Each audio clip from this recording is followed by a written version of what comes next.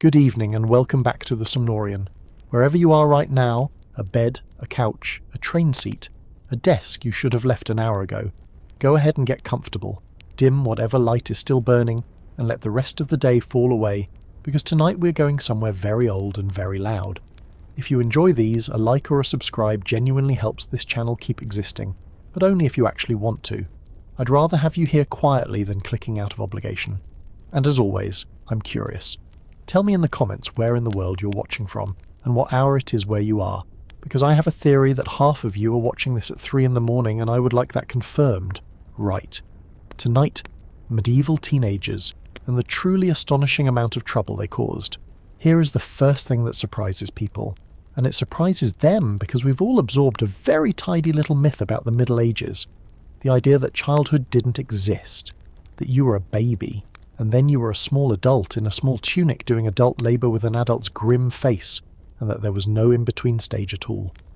This idea comes largely from a French historian named Philippe Ariès, who in 1960 published L'Enfant et la vie familiale sous l'Ancien Régime, translated into English as Centuries of Childhood, and argued that the concept of childhood as a distinct phase was essentially invented in the early modern period.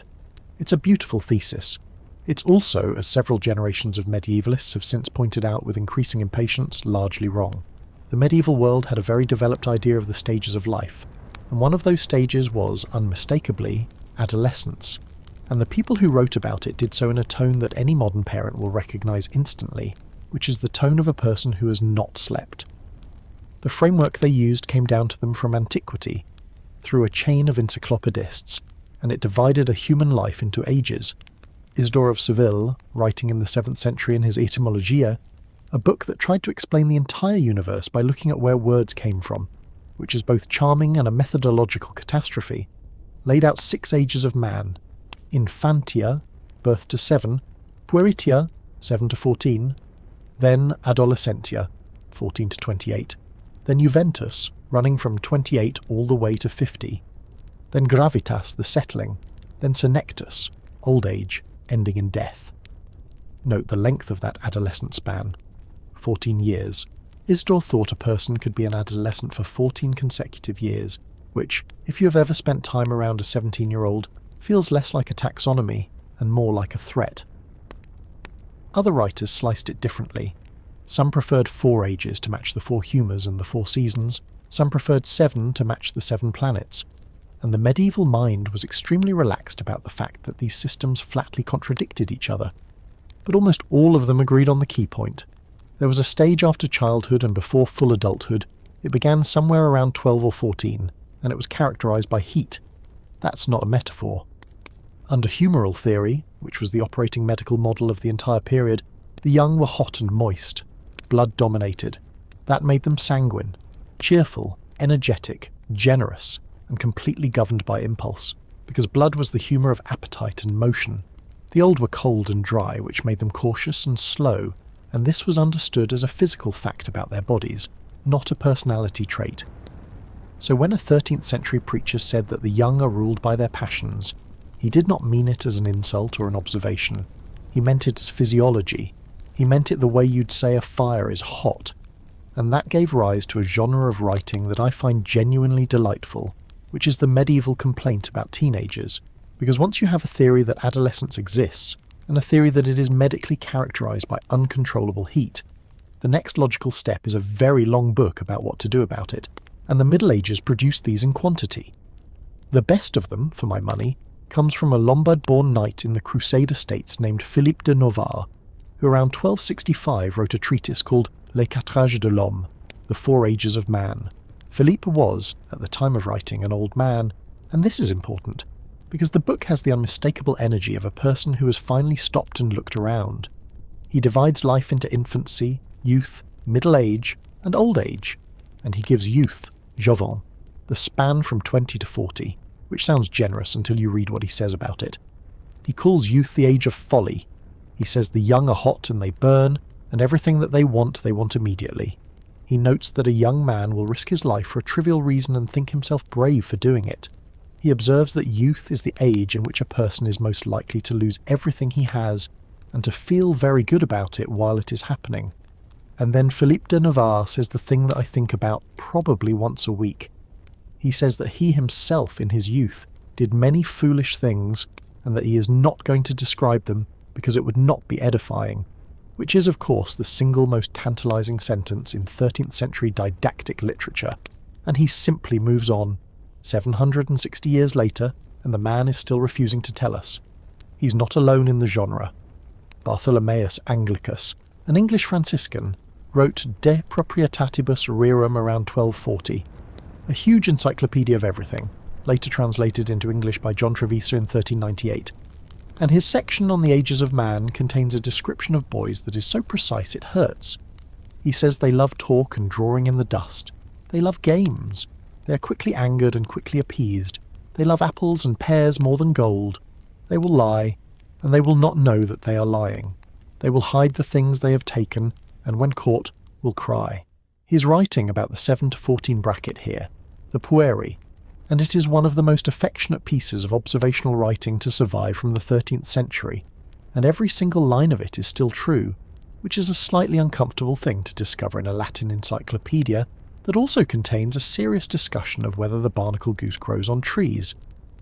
But here is where the medieval teenager becomes something more than a literary category, and where it gets genuinely strange to modern eyes. Because unlike our adolescence, which we tend to imagine as a holding pen, a waiting room, a period in which nothing legally real happens to you, medieval adolescence was loaded with actual legal weight. It was not a pause. It was a period during which you were handed enormous responsibilities and simultaneously told, constantly, that you could not be trusted with any of them. Consider the ages. Under canon law, as codified in Gratian's Decretum in the 12th century and refined thereafter, the age of consent to marriage was 12 for girls and 14 for boys. Not the expected age of marriage. That's a different question, and I'll come back to it because the answer surprises people, but the age at which a marriage was legally valid and binding. In English common law, a boy could take the oath of allegiance at 12. In many jurisdictions, criminal responsibility arrived around 7, with full liability by 14. A child under 7 was doli in capax, incapable of the guilty mind that a crime required, but a 14-year-old could and did hang. Guild apprenticeship typically began at 12 to 14. Military service, the levy, the muster, the obligation to own and maintain arms, kicked in at 16 in much of England under the Assize of Arms of 1181, and later the Statute of Winchester of 1285. And a boy of 14 could inherit land and, if he was a tenant-in-chief of the Crown, could sue for livery of his lands at 21, which is where our modern age of majority quietly comes from. It's a knight's age, the age at which a young man was reckoned strong enough to bear the weight of full armour and do the service that his land owed. So the picture that emerges is not a society without adolescence. It's a society with an adolescence that is more legally jagged than ours, where you might be old enough to be married, hanged and mustered with a bow before you were old enough to hold your own inheritance without a guardian skimming from it.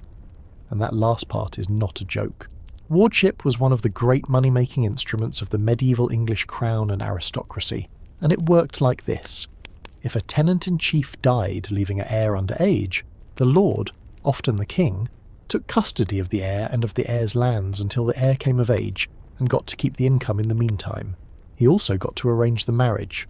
Wardships were bought, sold, granted as favours, and traded like assets, because that is precisely what they were. A rich orphan was a financial instrument. There is a whole strand of medieval English legal history that is essentially the story of teenagers being farmed for revenue, and the Magna Carta of 1215 has clauses about it.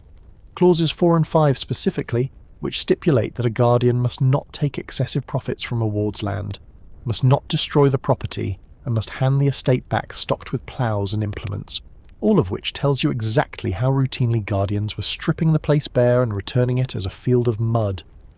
Now, the marriage question, because everyone asks it, and the answer is one of the great myth corrections of medieval social history. Yes, the legal minimum was 12 and 14. No, that is not when most people got married. Among the aristocracy, where marriage was a treaty and children were the clauses, child marriages did happen, and there are famous cases. Margaret Beaufort gave birth to the future Henry VII at 13, and it very nearly killed her, and she never bore another child. But she was an heiress in a dynastic war, and she is not the average. For the vast majority of people in northwestern Europe, the peasants, the artisans, the servants, the average age at first marriage was startlingly late. 20s, mid-20s frequently for both parties, with men often a couple of years older than women. This is what historians call the northwestern European marriage pattern, described most influentially by John Hajnal in a 1965 paper, and the reason for it is brutally practical. You could not marry until you could support a household, and you could not support a household until you had accumulated something, a plot, a workshop, a stock of tools, a bit of saved wage. So young people spent their teens and early 20s in service. Life cycle servanthood, leaving home at 12 or 14, going to work in someone else's house or farm or shop, earning, saving and waiting. Which means that a substantial portion of the medieval population, at any given moment, consisted of unmarried people between roughly 14 and 25, living away from their parents, in a household run by a master who was not their father, with a little money in their pockets, in close daily proximity to other unmarried people in exactly the same situation, and with a full decade of waiting ahead of them before they were allowed to have lives of their own. If you wanted to design a society for maximum teenage chaos, that is more or less the specification document. And the authorities knew it. That's the part that makes the moralizing literature so much fun to read, because it isn't abstract, it's reactive. It is written by people who can see out of the window what is happening in the street. The sermon literature is full of it. The exemplar, the little illustrative anecdotes preachers dropped into sermons to keep the congregation awake, are stuffed with young men who gamble away their master's goods, young men who die suddenly while dancing, young men who go to the tavern instead of mass, and are met on the road by a demon who's been waiting for exactly this. Jacques de Vitry, a preacher of the early 13th century whose collections of exemplar survive in quantity, has a whole arsenal of these, and the moral is always the same and the fun is never in the moral. The recurring accusation is lascivia and levitas, wantonness and lightness. Not evil exactly. Lightness. The complaint is that the young do not take anything seriously, that they laugh in church, that they are always moving, that they cannot be made to sit still, that they care more for their hair than their souls. And I want to dwell on the hair because the hair complaint is a constant, and it is one of the purest examples of the eternal recurrence of this argument. Orderic Vitalis, the Anglo-Norman monk writing his ecclesiastical history in the first half of the 12th century, is absolutely apoplectic about young men's hair. He describes courtiers growing their hair long, curling it, parting it like women, growing beards to hide, he says, the bristles they get from kissing. He describes the fashion for shoes with long curled points, which he loathes with a purity of feeling that leaps off the page 800 years later. He says the young dress like harlots and mince like women, and have abandoned the honest ways of their fathers. He says all of this in Latin, in a monastery in Normandy, in about 1130. And he could be a man in a comment section. And this is the pattern I want you to hold on to as we go, because it's the pattern that structures everything else in this video. In every generation for which we have records, adults wrote down that the young were out of control. And in every generation, the young were, in fact, out of control. Not because they were worse than their parents, but because the medieval world gave them a structural gap, a long, unmarried, unsupervised, cash-carrying, physically capable stretch of life, with no clear function except waiting. And into that gap they poured an extraordinary amount of energy. They formed gangs, real ones, with names and hierarchies and annual rituals, the Abbaye de Jeunesse of France, the youth abbeys, which had elected leaders with mock titles like the Abbot of Misrule or the Prince of Fools, and which policed the sexual morals of their villages through organised public humiliation. We'll spend a whole chapter there. They played a sport that killed people so regularly that it appears in coroners' rolls, and which was banned by royal proclamation in London in 1314, and repeatedly thereafter for 3 centuries with no observable effect whatsoever. They drank in a way that generated its own dedicated genre of pastoral panic. They gambled with dice in graveyards. They ran the cathedral for a week every winter, with a boy of 10 in a bishop's mitre giving a sermon from the actual episcopal throne, while the actual bishop stood in the choir with the choristers and presumably thought about his life choices. And they did all of this while the people around them wrote it down in tones of pure disbelief, which is why we know about it. The medieval record of teenage misbehaviour exists because medieval adults could not stop complaining about it, and thank God, because the complaints are the evidence. Every ordinance against apprentices dicing is proof that apprentices were dicing. Every sermon against dancing on the green is an eyewitness account of dancing on the green. Every statute that has to be reissued for the 4th time is a monument to its own total failure. Which brings us to a small, perfect artifact that I want to leave you with before we go on, because it sums up the entire relationship between the medieval world and its adolescence better than any treatise.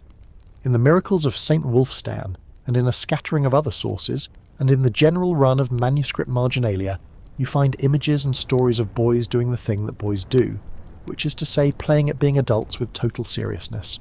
Riding hobby horses, staging mock tournaments with sticks, playing at being knights and bishops and kings, and the adults who recorded these things did so with a mixture of amusement, indulgence, and dread. Amusement, because it's funny. Indulgence, because they had all done it. And dread, because they knew, as every adult in every century has known, that the boy on the hobby horse is going to be handed a real horse in about 4 years, and a real sword shortly after that, and that nobody has yet figured out how to make him careful. The medieval world did not invent the teenager, but it recognized one, named one, wrote furious books about one, passed laws about one, and built an entire economy on the labour of one, and then, every single year, in the deep of winter, at the darkest point of the calendar, it handed one the keys to the cathedral and stood back. Chapter 2. Apprentice Riots and the Working Teen. Picture a boy of 14 standing in a hall in the city of London in front of a table of men in furred gowns, while his father, or more often, the man who has agreed to stand in his father's place, puts his hand on a document and swears to things on his behalf. The document is an indenture, and it's called that because it was written out twice on a single sheet of parchment, and then cut apart along a jagged, toothed line, so that the two halves could later be fitted back together to prove they were the same document. 2 copies, 1 wavy cut, no forgery possible. That's the whole idea. And the boy is now the property, not quite the property, but not quite not, of a master craftsman for the next 7 years. 7 was the standard term in London, and it was long for a reason that had almost nothing to do with training. You do not need 7 years to learn to make a barrel. Most of the skill in most of the crafts could be got in 2 or 3, and the guilds knew this perfectly well. The 7-year term existed because it kept a large, cheap, controllable labour force locked in place, and because it delayed the moment when a new competitor could set up his own shop across the street. The London ordinances of the various companies specify it again and again, and the Statute of Artificers in 1563 eventually made a 7-year apprenticeship a legal requirement for practising a trade in England at all, a law that survived astonishingly until 1814. So when a boy signed his indenture at 14, he was signing away the entire span of his adolescence. He would come out the other end at 21, which is not a coincidence. That is the same 21 at which a knight's heir received his lands, and it is where our age of majority comes from. And what he was signing up for was not a job. It was a household. He moved in. This is the thing that reframes everything about medieval apprenticeship, and it's the thing that makes it a story about teenagers rather than a story about labour. The apprentice lived under the master's roof, ate at the master's table, slept, very often, in the shop itself, on a pallet under the workbench or in the loft above it, and was subject to the master's discipline in loco parentis. The master was contractually obliged to feed him, clothe him, shelter him, and teach him the mystery of the craft. Mystery here being from the Latin mysterium, meaning a trade or occupation, and not, sadly, meaning anything more interesting than that, although the association was already being punned on in the 15th century. And in return, the boy owed obedience, labour, and, this is the clause that tells you everything, good behaviour. Because the indentures itemise the good behaviour, and they itemise it with the terrible specificity of a document written by people who have been burned before. A typical London indenture of the 15th century, and there are hundreds of them surviving in the records of the livery companies and in the city's letterbooks, will state that the apprentice shall not play at dice, cards, tables, or any other unlawful game. He shall not haunt taverns. He shall not commit fornication either within the master's house or without it. He shall not marry during the term. He shall not absent himself from his master's service by day or by night. He shall not waste his master's goods, nor lend them to any man. He shall not buy or sell without his master's leave. He shall not frequent the playhouse or the bear-baiting or the brothel. He shall keep his master's secrets, meaning his trade secrets, his prices, his suppliers, and one assumes a great deal else. And in some of them, gorgeously, he shall not go to Suffolk, which was a jurisdictional loophole across the river where the city's writ ran thin and where, accordingly, everything the city had banned had gone to live. Read that list again and notice what it actually is. It is not a set of principles. It is a police report. Every single clause on it is there because a previous apprentice did that exact thing, and it cost somebody money. The medieval indenture is one of the great found documents of adolescent history, and it works like a photographic negative. You can reconstruct with near-perfect accuracy the leisure activities of a 14th century London teenager simply by reading the list of things his contract forbade him from doing. And the guilds went further because the indentures alone were clearly not working. They started legislating appearance. The London companies, in the 15th and 16th centuries, issued ordinance after ordinance about apprentice dress and grooming, and the tone of these is not that of a body-regulating trade. It is the tone of a headmaster losing an argument. Apprentices were forbidden to wear ruffles. They were forbidden ornamented shoes. They were forbidden silk in their doublets, and pumps and jewellery, and, repeatedly, urgently, they were forbidden to wear long hair. The merchant tailors, the mercers, the goldsmiths all took swings at this. The prescribed apprentice look was a flat woolen cap, a plain blue cloak or coat, plain hose, and hair cropped short.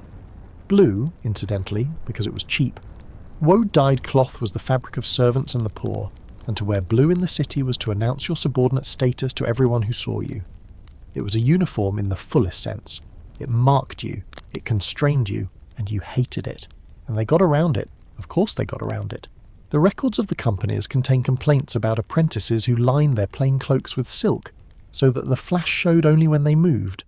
Apprentices who tucked their long hair up under the flat cap in the shop and let it down the instant they were out of the door. Apprentices fined for wearing shoes with decorated toes. There is a genuinely wonderful strand of Elizabethan complaint literature.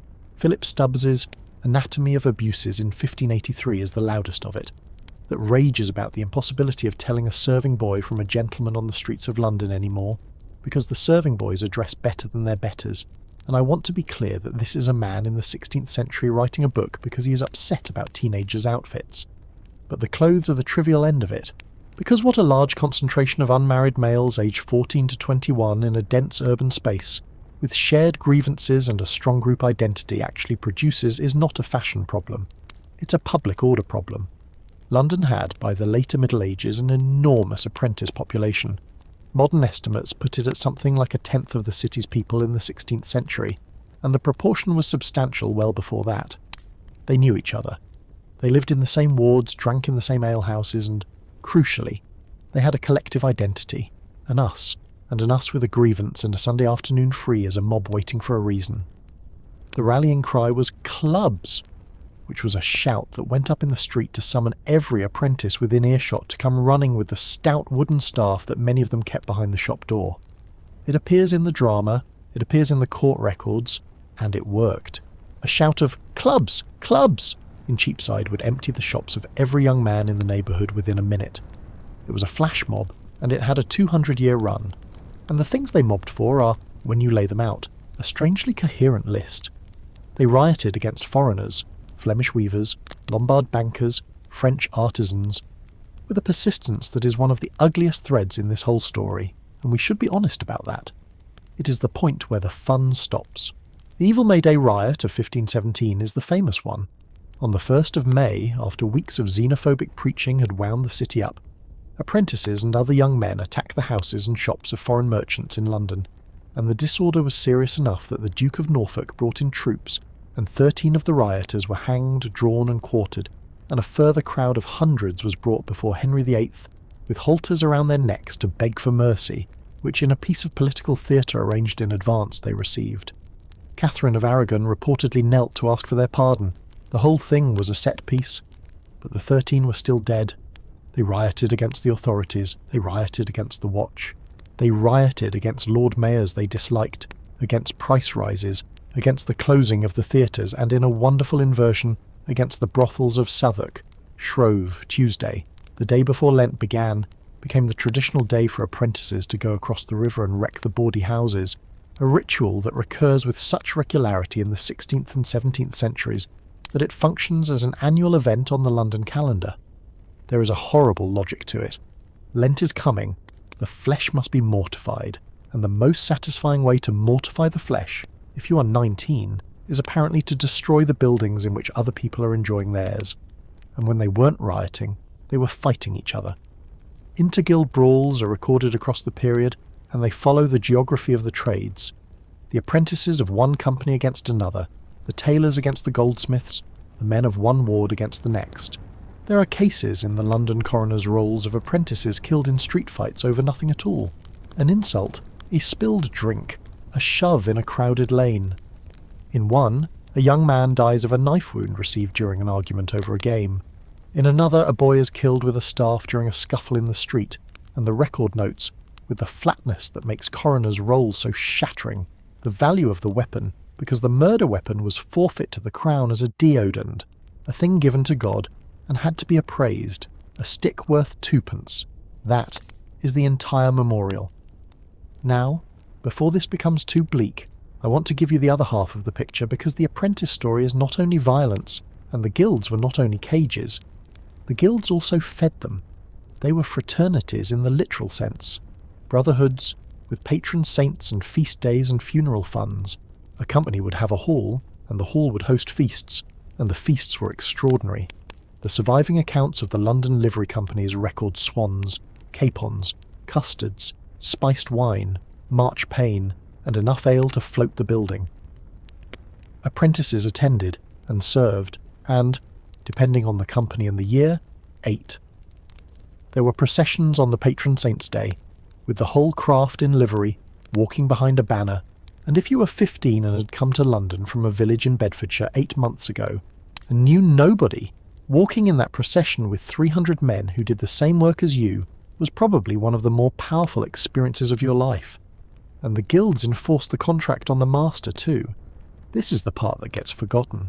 The indenture bound both ways, and an apprentice who was starved, beaten beyond what the age considered reasonable, or not actually being taught the craft could complain, to the company's wardens, and if that failed, to the mayor's court. And the records show that they did. There are London cases of apprentices petitioning for release from their indentures on grounds of cruelty, of insufficient food, of masters who had simply used them as a household drudges for 4 years and taught them nothing.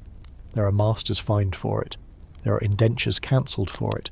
The system was exploitative, and it was also, in a real and functioning sense, regulated, and the boy at the bottom of it had a legal voice, which is more than can be said for a great many labour arrangements since.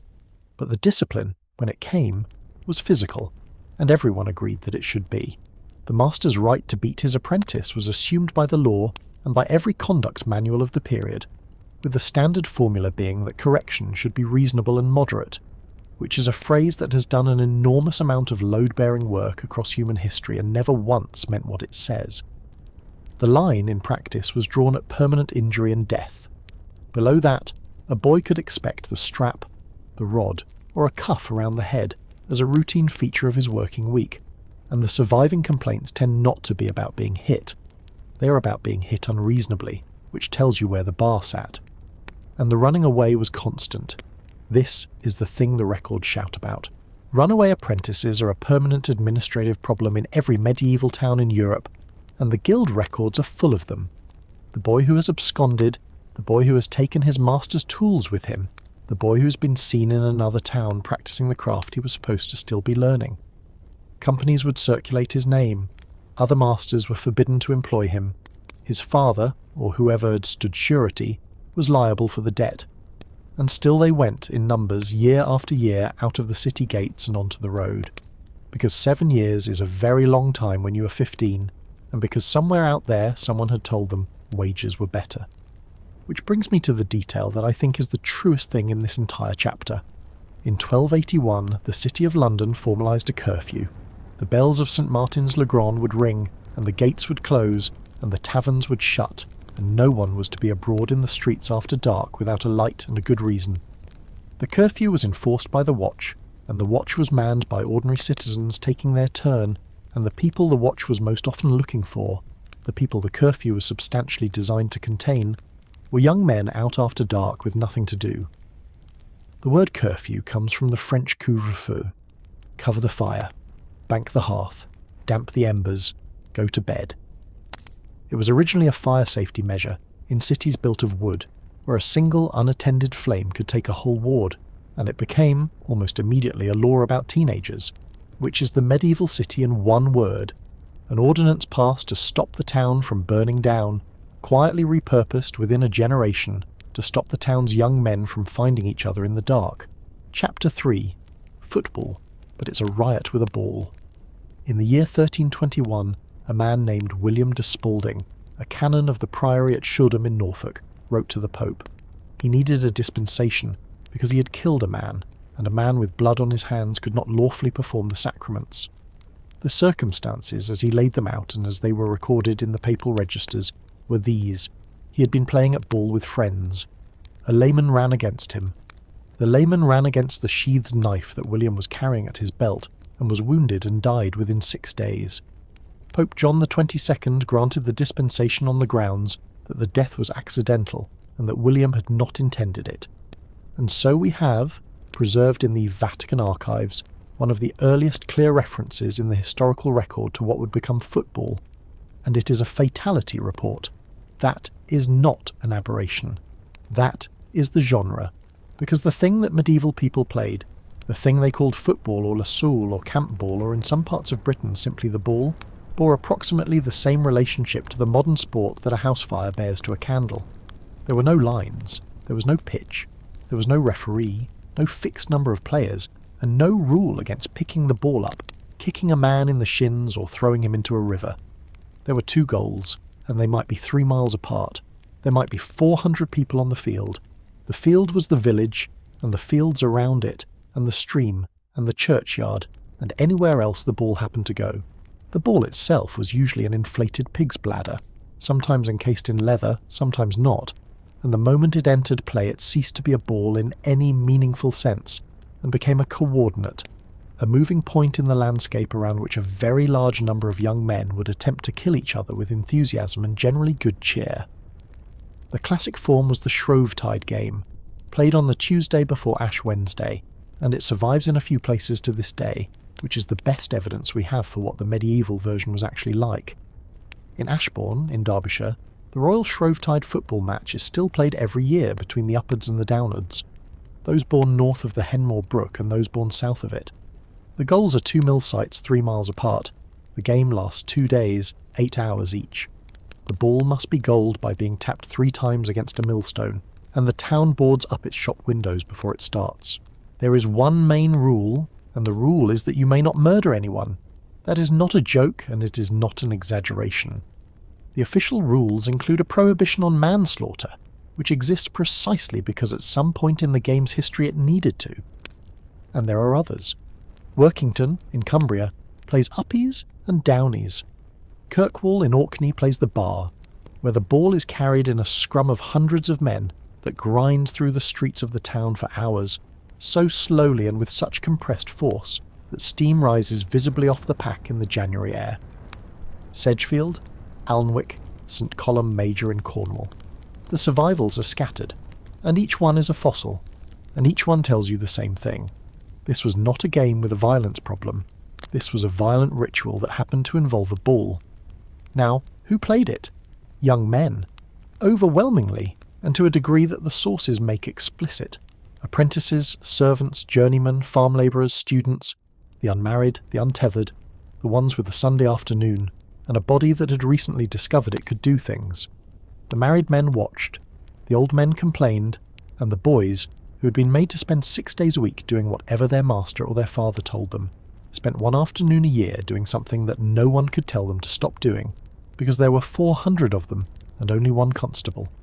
The authorities tried to stop them anyway, and they tried for 300 years, and the record of that failure is one of the most entertaining documentary sequences in English legal history.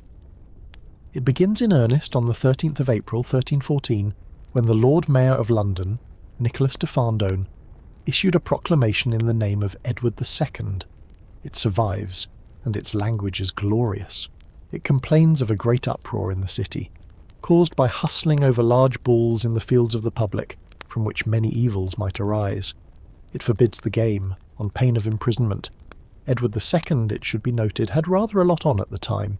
He was in the process of assembling the army that would march north and be annihilated at Bannockburn 2 months later.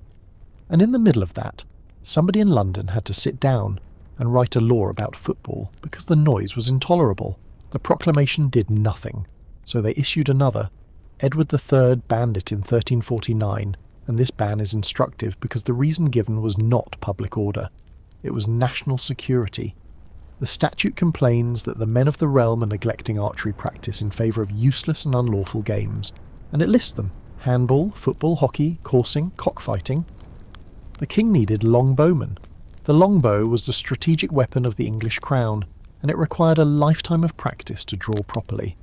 The skeletons recovered from the Mary Rose show archers, with visibly deformed shoulders and thickened bones in the left arm and spine, bodies literally reshaped by decades of pulling a 150-pound draw weight. You cannot make that man in a training course. You make him by having every boy in England shoot at butts every Sunday from the age of 7. And the boys of England did not want to shoot at butts every Sunday from the age of 7. The boys of England wanted to play football, and so the Crown, which had just discovered at Crécy in 1346 exactly what a hillside of longbowmen could do to the flower of French chivalry, found itself in the extraordinary position of legislating against a ball game in order to preserve the military supremacy of the kingdom. It didn't work. The bans continue with a monotony that is, in its way, quite beautiful. Richard II in 1388, Henry IV in 1401, Henry VIII banned it, Elizabeth banned it, the Scots banned it, repeatedly and with feeling. James I of Scotland's Parliament in 1424 passed an act stating in blunt older Scots that no man should play at the football, and James III and James IV both had another go, and in 1497 the Scottish Parliament banned football and golf together in the same breath, which means that for one glorious moment in the 15th century the two sports for which Scotland is now globally famous were simultaneously illegal for interfering with archery. Over 30 separate prohibitions of football have been counted in England and Scotland between 1314 and 1667. 30.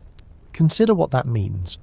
It means that for 3.5 centuries the governing authorities of two kingdoms attempted to suppress a teenage pastime, and lost, every single time, to a pig's bladder. And the reason they kept trying is not that they were prudes, it's that people kept dying. The coroner's rolls are the hard evidence here, and they are worth sitting with. The coroner's job was to inquire into any sudden or violent death, partly to determine guilt, and partly, this is the part that makes the record so complete, to determine what property the crown was owed, because the object that caused a death was forfeit as a deodand. So every fatal accident in medieval England generated paperwork, and the paperwork survives, and in it you find the games. There is a case from Ulgam in Northumberland in 1280, where a game was played in which the young men wore knives at their belts, and Henry, son of William de Ellington, ran against David le Queux and against David's knife, and died. There is a case from Shudham which we have already met. There are cases of boys drowned in ditches and streams while chasing a ball, boys who fell from banks, boys crushed against walls. There are inquests at which the jury records, in Latin with no expression at all, that the deceased died at the play of ball, and then values the knife at 6pence. In 1303, the Oxford coroner's rolls record that a student of Oxford University was killed while playing football, which, given what we'll see about Oxford students in a later chapter, is almost reassuringly ordinary for them, and the medieval commentators, who could see all of this happening in front of them, wrote about it with a kind of baffled disgust. The best of them is Sir Thomas Eliot, who in 1531 published The Boke named the Governor, a treatise on the education of gentlemen, and who dispatches football in a single sentence of such concentrated loathing that it has never really been bettered. He calls it a game of beastly fury and extreme violence, from which proceeds hurt, and consequently rancour and malice remain with those who are wounded. He recommends that it be put in perpetual silence. It was not. Philip Stubbies, our friend from the last chapter, the man who was upset about Apprentice's shoes, has an even better run at it in 1583, and his description is so precise that it functions as a match report. He describes players lying in wait for their enemy, watching for the chance to catch him on the hip and dash him headlong to the ground on hard stones, in ditches, in dales, in valleys, on hills, and he asks whether this is not murdering play rather than fellowship. He goes on to catalogue the injuries: broken necks, backs, legs, arms, eyes put out, noses gushing blood, and men left with their limbs so mangled that they carry it to the grave. He is, by any reasonable measure, correct. He is also, and this is what I love about him, being ignored so comprehensively that the game he is describing would go on to become the most popular sport in the history of the human species. And yet, and this is where I want to turn because the moralists only ever see one half of it, there is a reason it survived 30 bans and 100 sermons, and the reason is not simply that young men like hitting each other. The Shrovetide game was a boundary ritual. Look at how the sides were drawn. Not by team, not by skill, but by where you were born. North of the brook or south of it. Uppies or downies. Married men against bachelors, in some villages, which is not a random division at all. That is a game about the exact transition every one of these young men was waiting to make. The parish against the parish. The ball was carried across the fields of the whole community, and where it went, the crowd went. And for one day the young men of the village had licence to run through the churchyard and the miller's yard and the lord's meadow, places they were otherwise trespassing on, in a body large enough that nobody could stop them. It was, in other words, a controlled explosion. It happened on Shrove Tuesday because Shrove Tuesday was the last day before Lent, the last day of meat, of fat, of noise, before 40 days of fasting and silence. Shrove comes from shrive, to confess. You confessed your sins, you ate the fat in the house so it would not spoil, and then you went out and played a game that could kill you, and then the bell rang and Lent began, and you were quiet for 6 weeks. The church, which banned football in principle, presided over the calendar that made it inevitable in practice, and I think on some level everybody understood the deal. The game did the thing that the community needed doing. It let 400 teenagers, in a society with no other outlet for them, spend an afternoon screaming and running and hurting each other under conditions that everyone had agreed to in advance, and then it stopped, and they went home, and the shops took the boards down, and the village went back to being a village, and every so often a boy did not go home, and the coroner came and appraised a knife at 6pence and wrote it down, which is how we know any of this happened at all. The only reason we can reconstruct the greatest teenage pastime of the Middle Ages is that it killed enough of them to leave a paper trail. Everything we know about medieval football comes from 2 kinds of document: the laws banning it and the inquests into the boys it killed. There is no rule book. There is no report of a good clean game on a bright afternoon in which everyone had a wonderful time and went home for supper. And there must have been thousands of those, tens of thousands, generations of boys running across frozen fields in the last light of a February afternoon with their breath steaming and a bladder full of air bouncing ahead of them, and not one of those afternoons was written down because nothing went wrong. History only kept the ones where somebody died, which means that the sport is a ghost, visible only in the shape of the damage it left, like a footprint in cooling ash, and the shape of it, when you lay the documents side by side across 350 years, is a boy of 16, running. Chapter 4. Drinking games, ale stakes, and the medieval pub crawl. You knew where the ale was by looking up. That was the system, and it was a legal requirement in much of England. When a brewer had finished a batch and it was ready to sell, they hung a pole out from the front of the house, an ale stake, with a bush tied to the end of it, usually a bundle of evergreen, and the bush meant open. No sign, no name, no painted board, a branch on a stick projecting over the street, telling you that inside that ordinary house was a barrel of ordinary ale and a woman who would sell you a quart of it. The London ordinances eventually had to restrict the length of the ale stakes, because they were getting so long that they were blocking the street, and, in a couple of memorable cases, falling on people.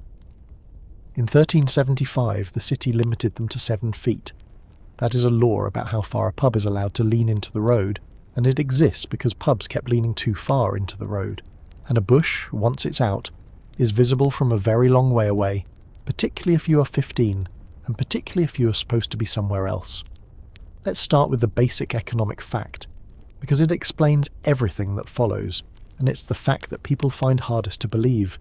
Everybody drank ale, all the time, including children, and the volumes were colossal. Household accounts and institutional records from across medieval England give allowances in the range of a gallon of ale per person per day. A gallon. Monastic communities, hospital inmates, harvest workers, sailors, servants in great houses. The figure keeps appearing. Now, before you picture an entire civilization staggering into walls, understand what the ale actually was. Most of it was small ale, weak stuff, brewed from the second or third mash of the same grain, with an alcohol content plausibly somewhere around 1 or 2%. It was not a drink in our sense. It was liquid bread, and it was calories, and it was the thing you drank because it was safer than the water, and, crucially, it went sour in about 3 days, because medieval English ale was brewed without hops. That last detail is the load-bearing one.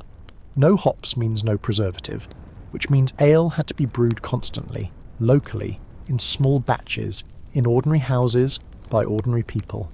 And the ordinary people doing it were overwhelmingly women. The brewster, and the word brewster is the feminine form, exactly as spinster is the feminine of spinner, was one of the most common occupational identities available to a medieval Englishwoman, because brewing could be done in the kitchen alongside everything else, and it turned surplus grain into cash. The manorial court rolls are stuffed with them, hauled up before the leet court for selling ale before it had been tasted by the official ale conner, or for selling in unsealed measures, or for selling at above the price fixed by the assize of ale, which had been on the statute book since roughly 1267, and which pegged the price of ale to the price of grain. The fines were so regular, so predictable, and so cheerfully paid that historians have concluded they weren't really fines at all.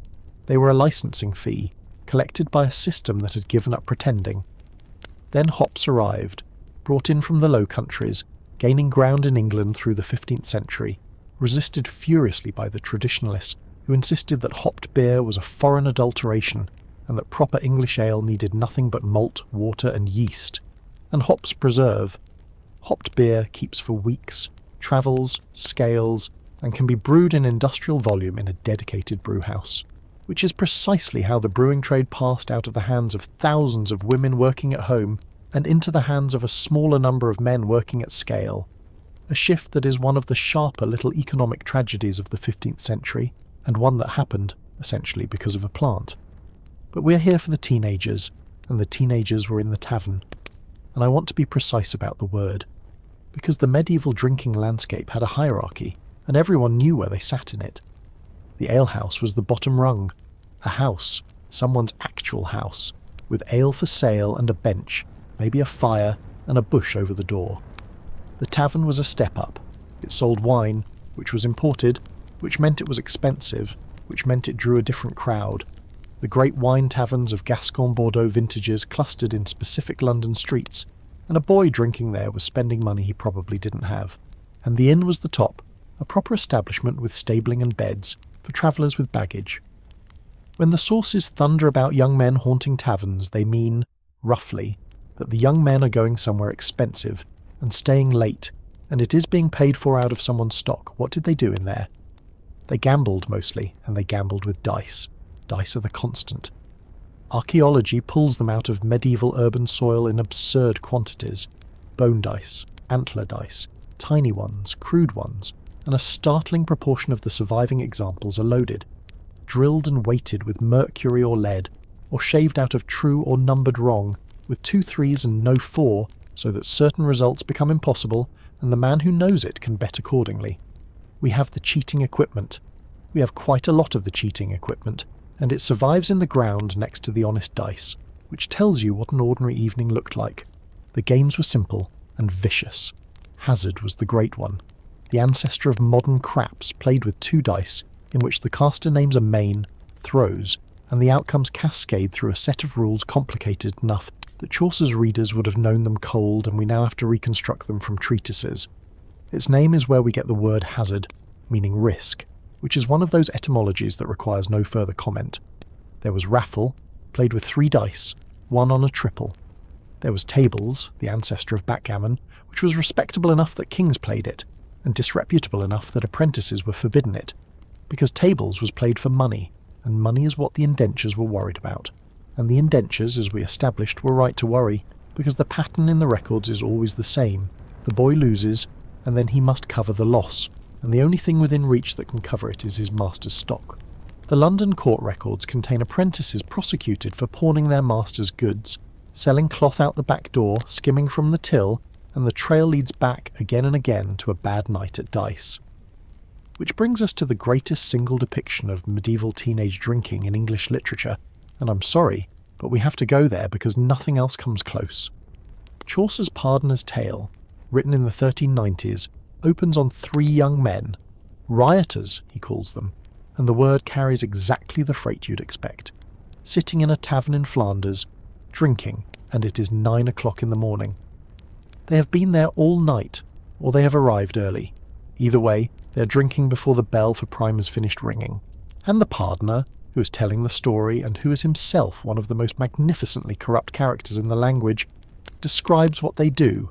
They gamble, they swear enormous oaths, they hire dancing girls and fruiterers and confectioners to keep the party going, and they tear apart the body of Christ with their cursing, which is a genuine theological anxiety of the period, the belief that a blasphemous oath sworn on Christ's bones or blood physically rewounded him. And then a bell rings for a passing corpse, and one of them asks whose it is, and a servant boy says, "It was your friend, and death took him, and death has been killing everyone in this village." And the three rioters, blindly, magnificently drunk, swear an oath of brotherhood and go out to find death and kill him. You know how it ends. They find gold under a tree, and they kill each other for it, and death is exactly where they left him. It is a perfect story, and it is 900 lines long, and it was written to be told aloud on a horse. But strip the allegory off and look at what Chaucer is actually reporting, because he was a customs official in London for years, and he knew this world at street level. Three unmarried young men, in a tavern in the morning, with money, gambling, swearing, hiring entertainment, deciding on impulse to do something monumentally stupid, and swearing loyalty to each other while they do it. That is not a moral fable, that's a Saturday. The preachers, of course, agreed, and their sermons are where the panic lives. The English exemplar collections and the great vernacular manuals of vice, the Iron Butt of Inwit of 1340, the Book of Vices and Virtues, Robert Manning's Handling Sin of 1303, go after drunkenness with a specificity that has clearly been sharpened on real observation. The complaint is rarely just that the young get drunk. It is that drunkenness unlocks the others, that a boy who drinks will gamble, and a boy who gambles will lose, and a boy who loses will steal, and a boy who is drunk will fight and fornicate and swear and end the night in a ditch, having missed mass. And there is a whole tradition of representing the tavern as the devil's church, with the alewife as the priest, the barrels as the altar, and the drinkers as the congregation kneeling. It's a good image. It's such a good image that it appears in wall paintings. And there were drinking games with names, which is the detail I find most humanising in the whole record. Late medieval and Tudor sources refer to games with names like drinking upsy freeze, and there are references to competitive toasting, the practice of drinking to a person's health, which obliges everyone at the table to match you, which is a mechanism for forcing consumption that has not been improved upon in 700 years, and which you have personally been subjected to at a wedding. There is a genre of literature that mocks it. There are moralists who identify it precisely as a trap, that the young man drinks not because he wants the drink, but because he cannot bear to be the one who puts the cup down first. Peer pressure, described in a manuscript in the 14th century by a man in a habit who has clearly watched it happen. And then, because the Middle Ages contained multitudes, the church ran its own bar. The church ale is one of the great institutions of parish life, and one of the least known. The parish needed money, for the roof, for candles, for the fabric of the building, for the poor. And the way it raised that money was to brew an enormous quantity of ale, sometimes in the church itself, sometimes in a purpose-built church house, and then sell it. There would be a feast, there would be dancing and games and often a play. The whole parish came, neighbouring parishes came, in a sort of formalised visiting, and the churchwarden's accounts that survive from the 15th and 16th centuries record the profits, and the profits were substantial. For many parishes, the church ale was the single largest source of income in the year, funding the repairs that kept the building standing.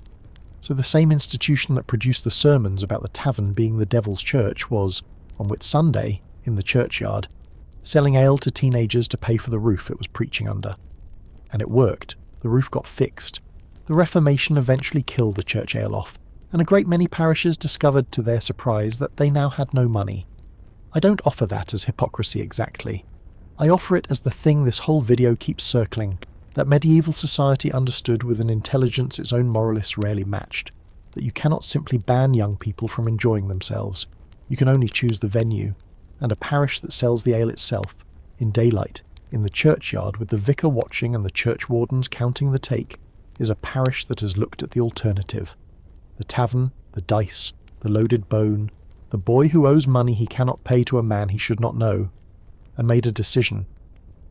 Which is why, when the ale stake went out over the street with its bush on the end, and the whole village could see it from the field, and the boys straightened up from their work and looked at it, the churchwarden was looking at it too, and doing arithmetic. Chapter 5. Misrule. The boy bishop and sanctioned chaos. On the 28th of December, in cathedrals across medieval England and France and Germany and the Low Countries, a boy of perhaps 10 or 11 walked to the bishop's throne.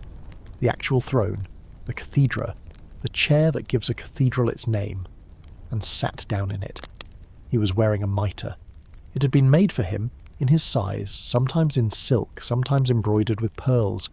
The inventory of Salisbury Cathedral in 1222 lists a mitre for the boy bishop, and York had one too, and Lincoln, and the accounts show them being repaired and replaced over the decades, which means they were used hard and used often. He carried a crozier. He was attended by other boys dressed as his canons and his chaplains, in copes cut down to fit them, and the men who actually ran the cathedral, the dean, the canons, the vicar's choral, the treasurer, some of the most powerful clerics in the diocese, stood down in the choir stalls where the boys usually stood and sang the responses and did as they were told. This was not a joke. That's the part that takes some getting used to. It was a liturgy. It was written down, rehearsed, funded from the cathedral's own accounts, and performed with complete solemnity in front of a congregation, and it happened every year for roughly 300 years. The date was chosen with care.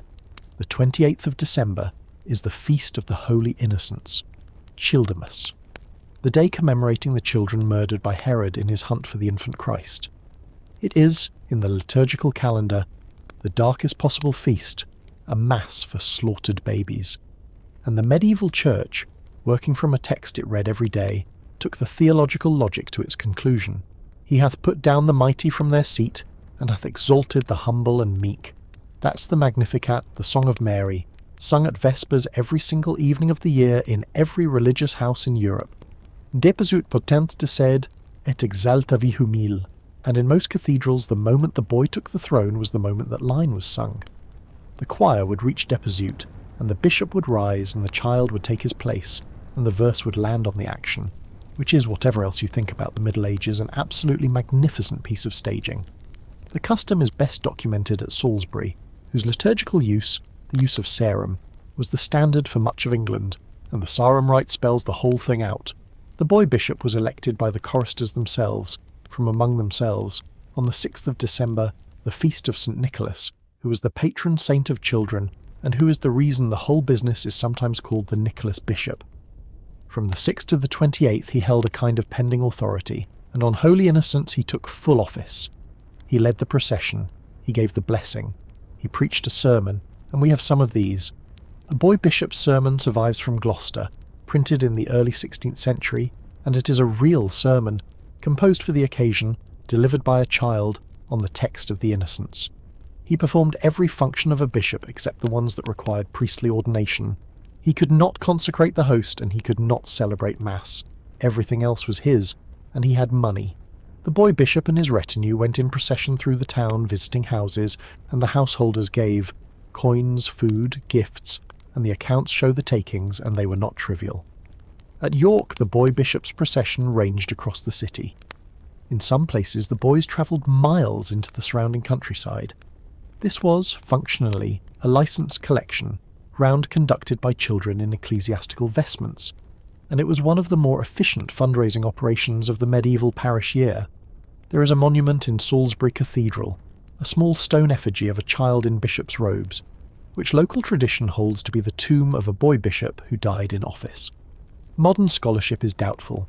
It's more likely a fragment or a heart burial or something else entirely, but the tradition itself is the interesting artifact, because it tells you how completely the office was taken seriously. People believed that a boy could die as a bishop and be buried as one.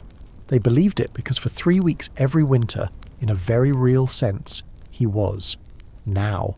That's the disciplined version. That's the version with the vestments and the accounts and the theology, and it's the version the church could defend. The other one is the Feast of Fools, and the church could not defend that at all. The Feast of Fools was the same impulse. The world turned upside down, the low exalted, the mighty put down. But it belonged to the lower clergy, not the choir boys, the subdeacons, the young men in minor orders, the ones at the bottom of the clerical hierarchy, typically in their teens and 20s, unmarried, educated, resentful, and in possession of a working knowledge of the liturgy that could be weaponized. It was often held on the 1st of January, the Feast of the Circumcision, and it was, by every account we have, an atrocity. They elected a Lord of Misrule, the titles vary, the Bishop of Fools, the Pope of Fools, the Episcopus Stultorum. They put him in vestments, and then they conducted the divine office, and they did it wrong on purpose in every way they could think of.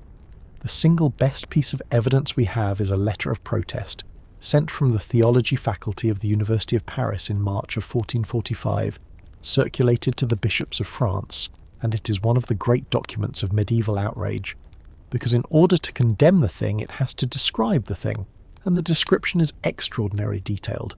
It reports that priests and clerks are seen wearing masks and monstrous visages at the hours of office, that they dance in the choir dressed as women, or as minstrels, that they sing wanton songs, that they eat black pudding at the corner of the altar while the celebrant is saying Mass, that they play at dice there, that they burn old shoe leather in the censers instead of incense, and the censers, remember, are swung through the church so the whole nave fills with the smoke of burning shoes, that they run and leap through the church without shame, and that they then ride through the town in carts, making indecent gestures, and provoke the laughter of the bystanders with shameful performances. Every clause of that is a complaint. Every clause of that is also unavoidably a report of something that happened, written by a man who is furious and precise. And the black pudding at the altar is the detail I cannot get past, because that isn't random. The Mass is the sacrifice of the body and blood of Christ. The whole architecture of the medieval liturgy converges on the moment when bread and wine become flesh and blood. And a subdeacon of 19, in Beauvais or Sens or Paris, standing at the corner of that altar during that moment, eating a sausage made of blood.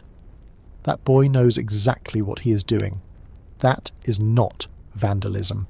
That is theology, performed by someone who has been made to study it for 6 years and has decided to show you that he understands it. There was, at Beauvais and elsewhere, an associated ceremony involving a donkey, the Festa Macinorum, the Feast of the Ass, nominally commemorating the flight into Egypt, in which an ass was led into the church, sometimes with a girl and child on its back, and a Latin hymn was sung in its honour. And the surviving text of the Prose of the Ass from Beauvais includes a refrain instructing the congregation to bray, Hes, sire assness, Hes.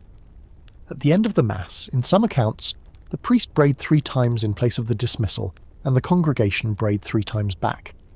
The Church spent 4 centuries trying to kill this. The Council of Basel condemned it in 1435. The Paris theologians in 1445. Local synods and bishops issued prohibition after prohibition, and it survived them. And it survived them because, and this is the argument the defenders actually made, and we have it, quoted back to them in the Paris letter with palpable disgust. The young clergy said that it was necessary, that the wine of folly must be let out of the barrel once a year, or the barrel will burst. They said, in effect, we are men of a religion that requires celibacy, obedience, silence, and the repetition of the same office 8 times a day for the rest of our lives, and if you do not give us one day, you will not keep us for the other 364. And the terrible thing, the thing that makes this chapter, for me, the hinge of the entire video, is that they had a point, and the Church half knew it.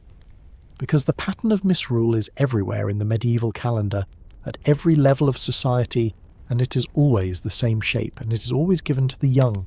The English Lord of Misrule presided over the Christmas revels in great households, and at the royal court and in the colleges of Oxford and Cambridge, appointed for the 12 days, with a mock retinue and mock proclamations and the power to command the household to do absurd things.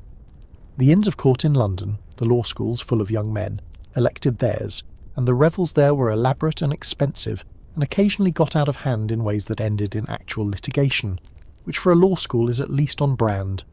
The colleges had them, villages had them, and in every case the structure holds. For a fixed period, at the darkest point of the year, authority is inverted, a young person is given a title, the old obey the young, and then it stops. And it stopped. That's the crucial thing. It always stopped. The bells rang, 12th night ended, Epiphany came, the boy took off the mitre, the subdeacon put his surplice back on, and the cathedral went back to being a cathedral. Nobody rebelled, nobody refused to give the throne back. The whole system worked precisely because everyone, the boys and the bishops both, understood that it was a loan. Henry VIII abolished the boy bishop in 1541 in the great sweep of Reformation tidying, calling out the custom by name in a proclamation and forbidding the children to be led about in it any longer. Mary revived it briefly, as she revived so much else, and there is a record of boy bishops processing in London in her reign. Elizabeth ended it for good, and a practice that had run in English cathedrals since at least the 12th century simply stopped within a generation and was so thoroughly forgotten that when antiquarians rediscovered the accounts in the 18th century they could hardly believe what they were reading.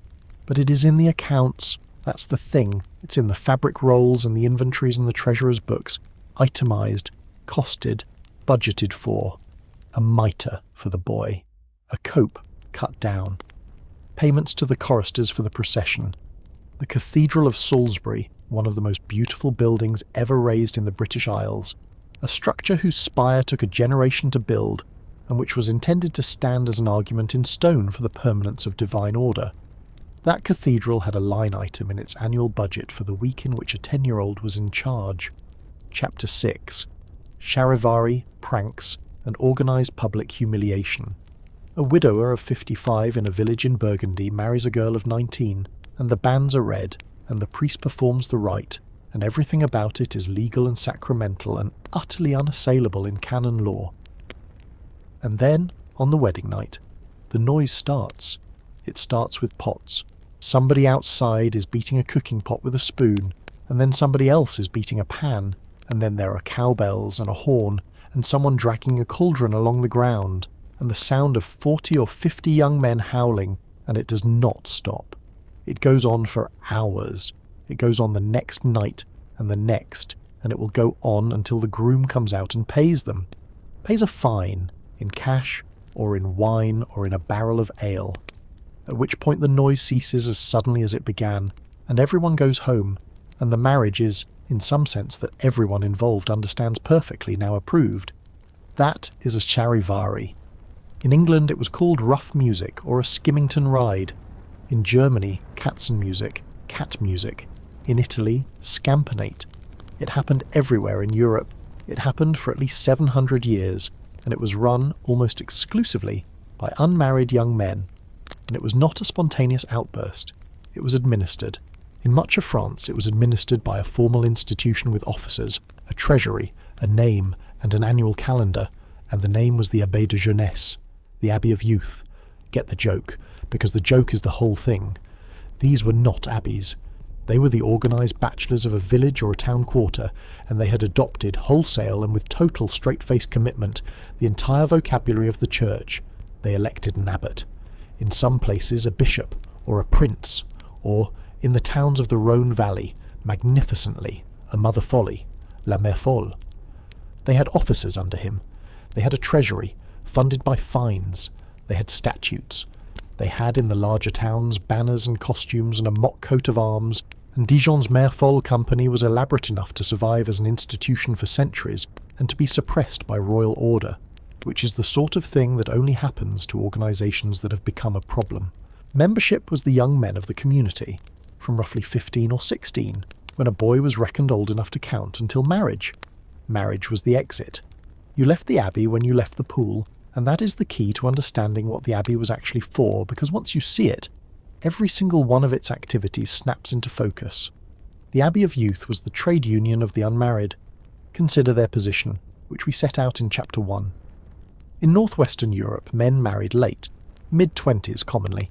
The supply of marriageable women in a village was small and it was finite, and that supply could be removed from circulation by a small number of specific events, and every single one of them attracted a charivari, an old widower marrying a young girl. That is one girl gone from a pool that has not gained a man. Charivari. a widow remarrying too soon after her husband's death. Charivari, and this one is fierce because a widow with an inheritance was one of the great prizes of the marriage market, and a young man might reasonably have hoped. An outsider, a man from another village, marrying a local girl, Charivari, and often a much rougher one, and in many regions the outsider was expected to pay a formal toll to the local youth abbey, simply for the right to court there at all. The abbeys claimed a territory, they claimed the women in it, and they charged for access, so rough music was a levy. It was, underneath the pots and the cowbells, a tariff on marriages that damaged the interests of the young, unmarried men of the parish, collected by an organisation that existed to represent them and payable in cash. And the community let them do it. That's the extraordinary part.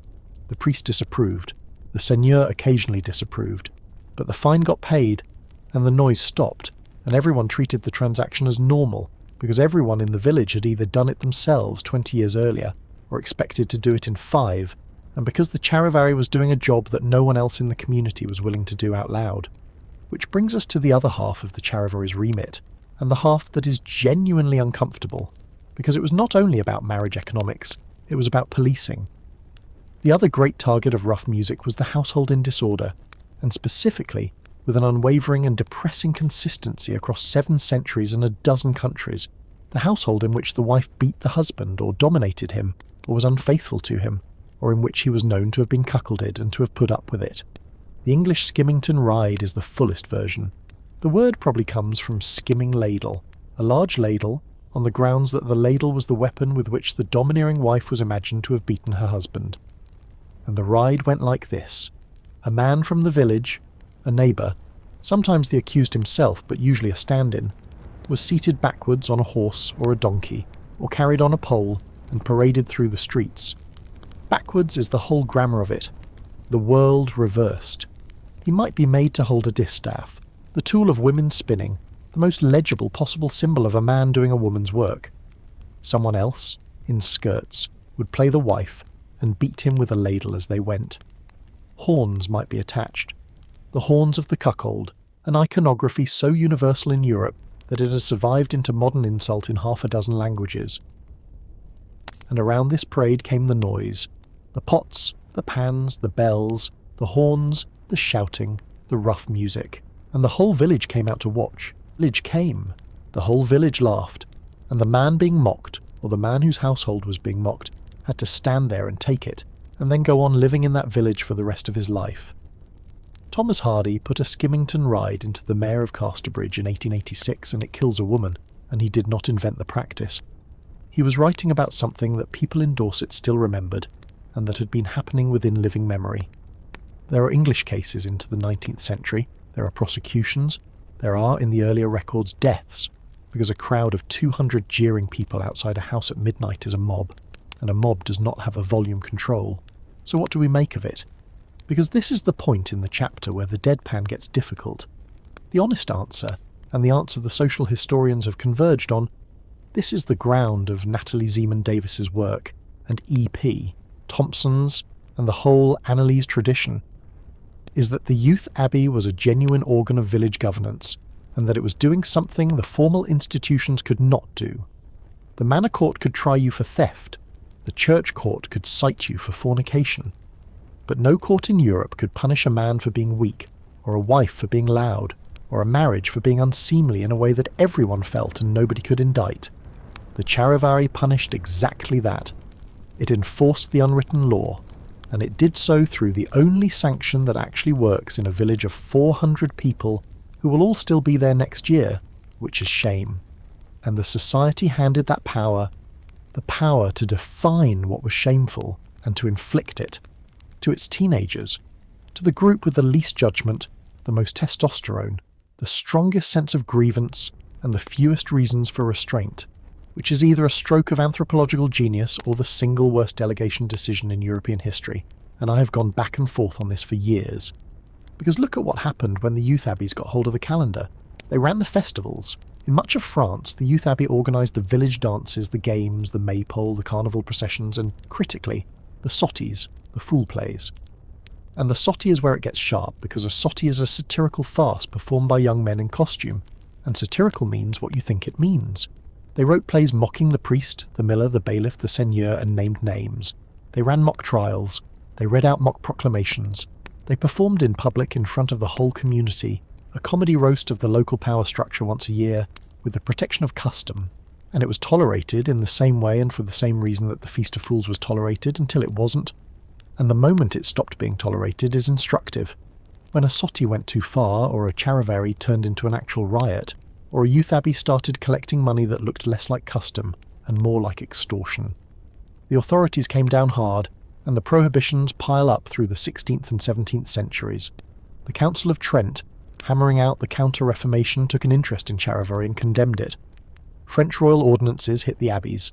The reformers of both confessions, Catholic and Protestant, disliked misrule on principle, because misrule is the world upside down, and both reformations were engaged in the business of turning the world right side up and nailing it down, and so the abbeys of youth were slowly legislated, preached and policed out of existence, and the charivari went underground, and lingered in the countryside, and became rough music, and then folklore, and then a footnote.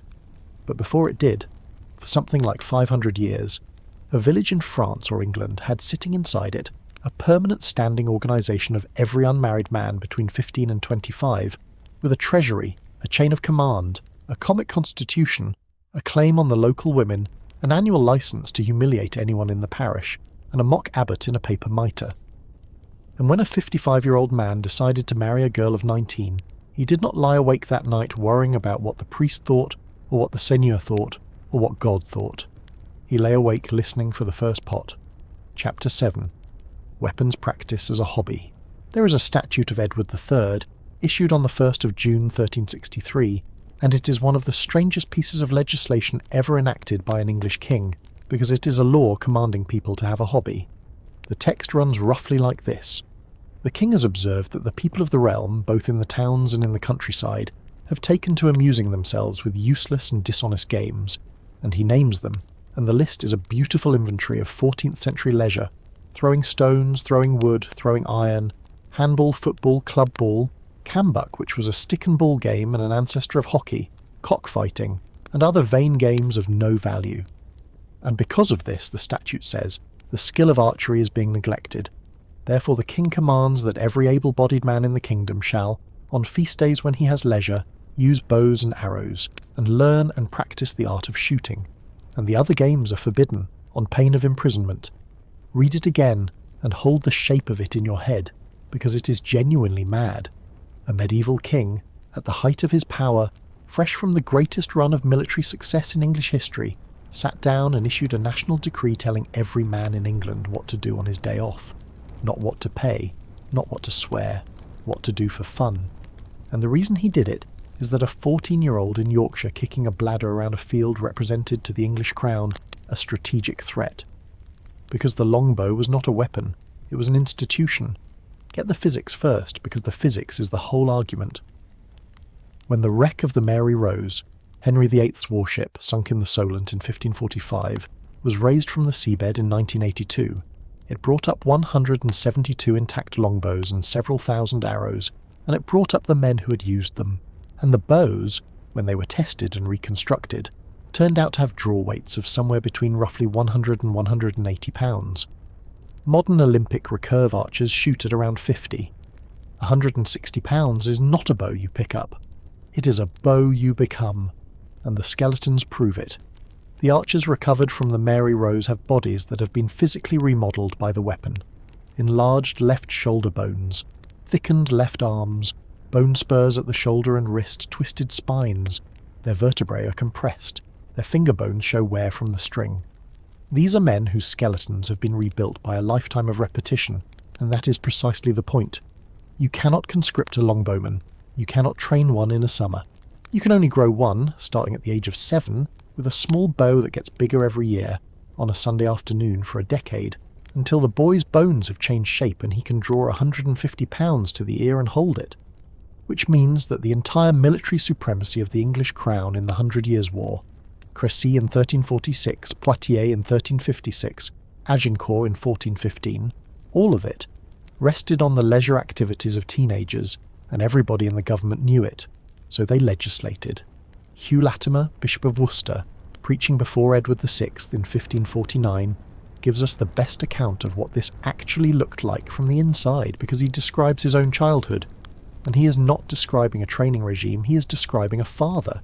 He says his father taught him to shoot, and that he taught him not to draw with the arms as other nations do, but to lay his body into the bow.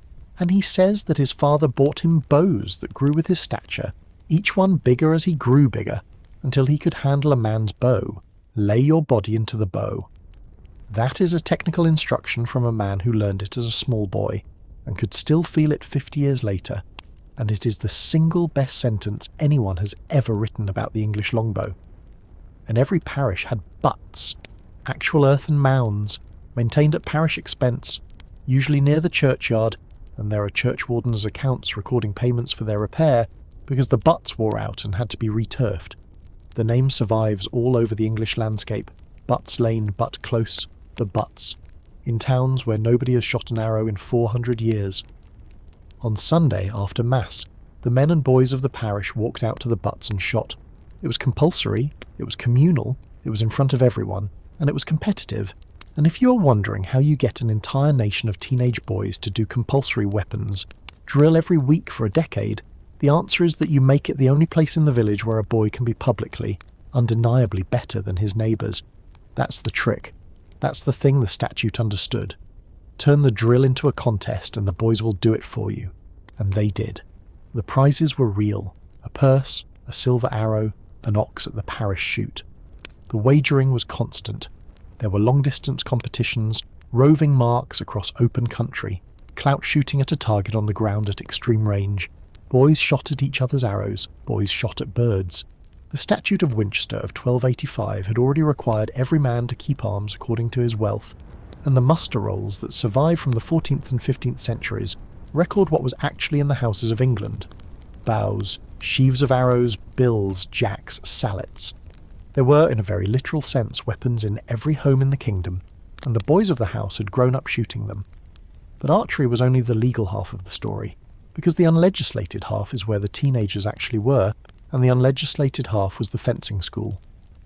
The medieval martial arts tradition is one of the great recoveries of modern scholarship, and it is properly documented. We have the manuals.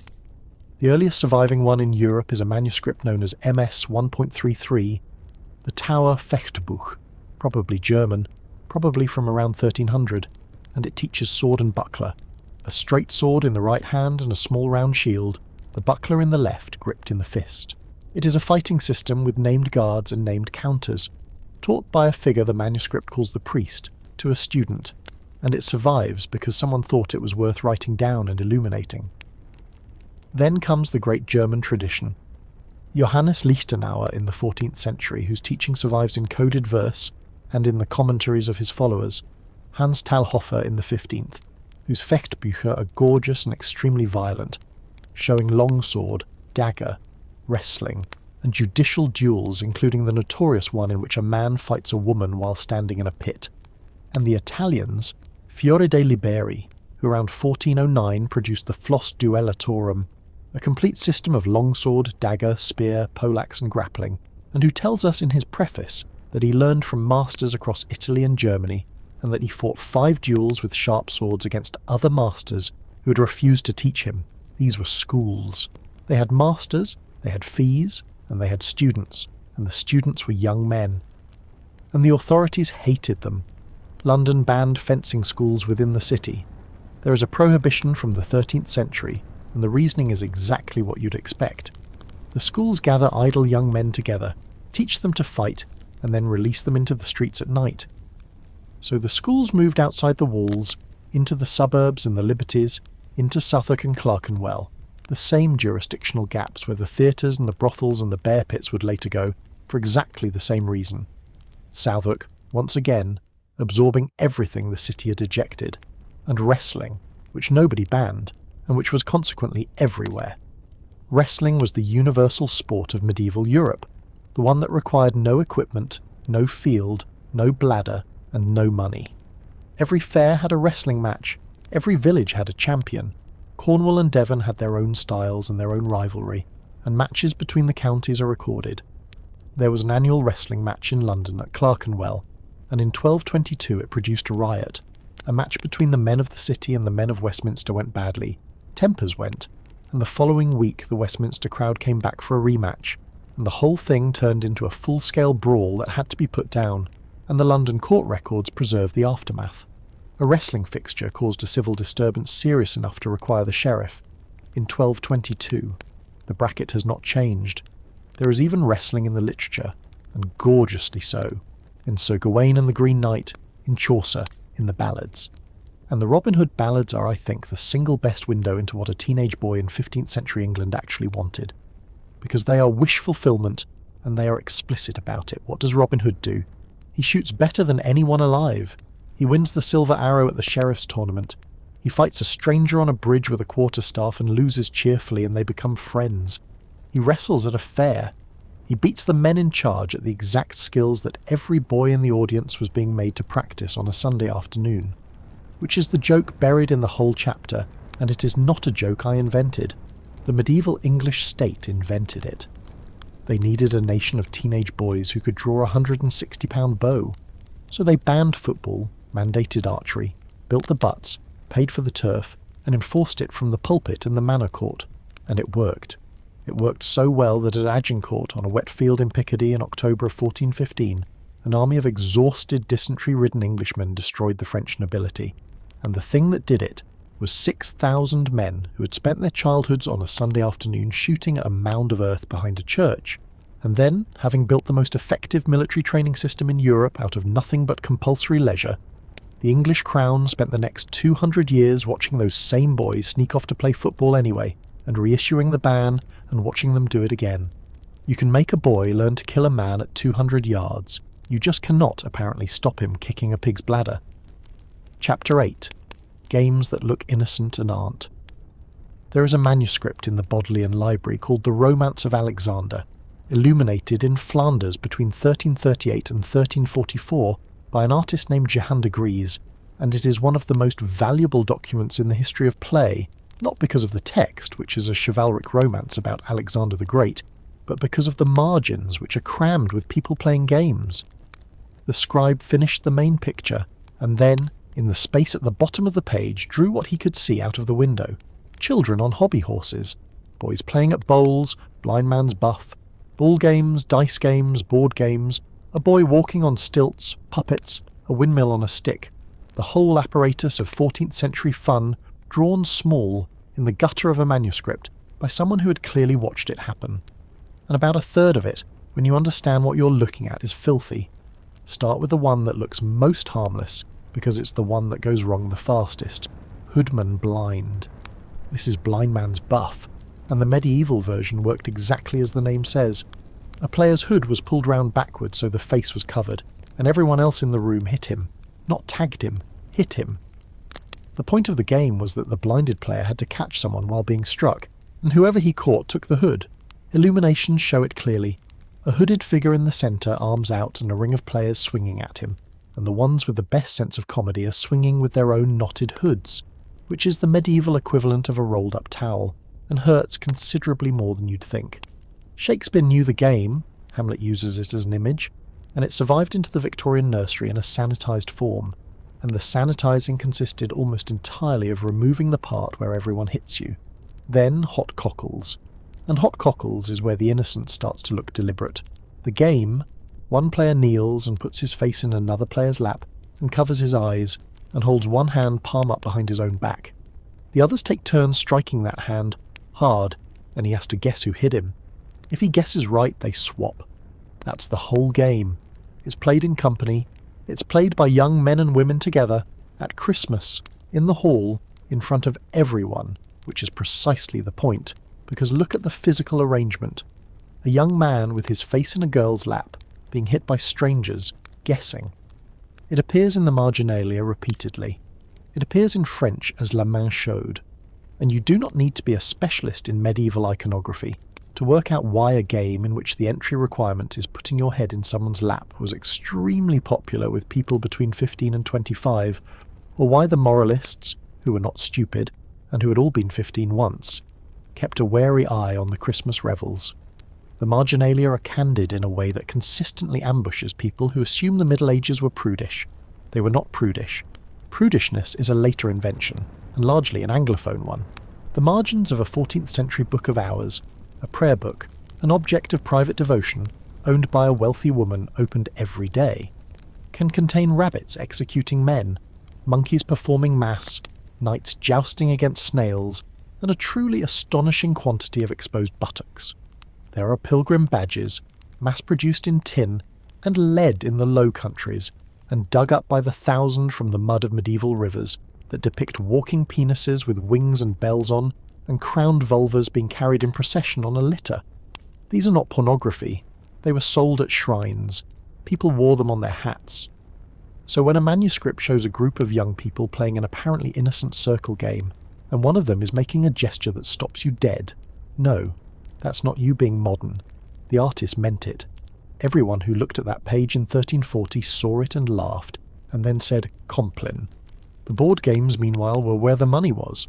Tables, the ancestor of backgammon, played on a board with points and counters and, crucially, dice, was the great gambling game of the medieval upper and middle classes, and it appears everywhere, in the household accounts, in the confiscations, in the marginalia.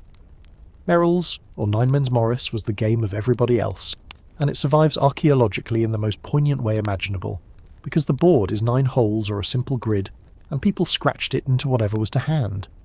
There are Merrill's boards carved into the cloister benches of English cathedrals, into the stone of Canterbury, into the lead of church roofs, into windowsills and gravestones and the pews, which means that somewhere in the 14th century a monk, or a bored choir boy, or a workman on a scaffold sat down in the most sacred building in the county, and quietly scratched a game board into it with a knife, and it is still there, and you can go and put your fingers in it. Chess was there too, and chess was aristocratic, and it was also, contrary to its reputation, played for money.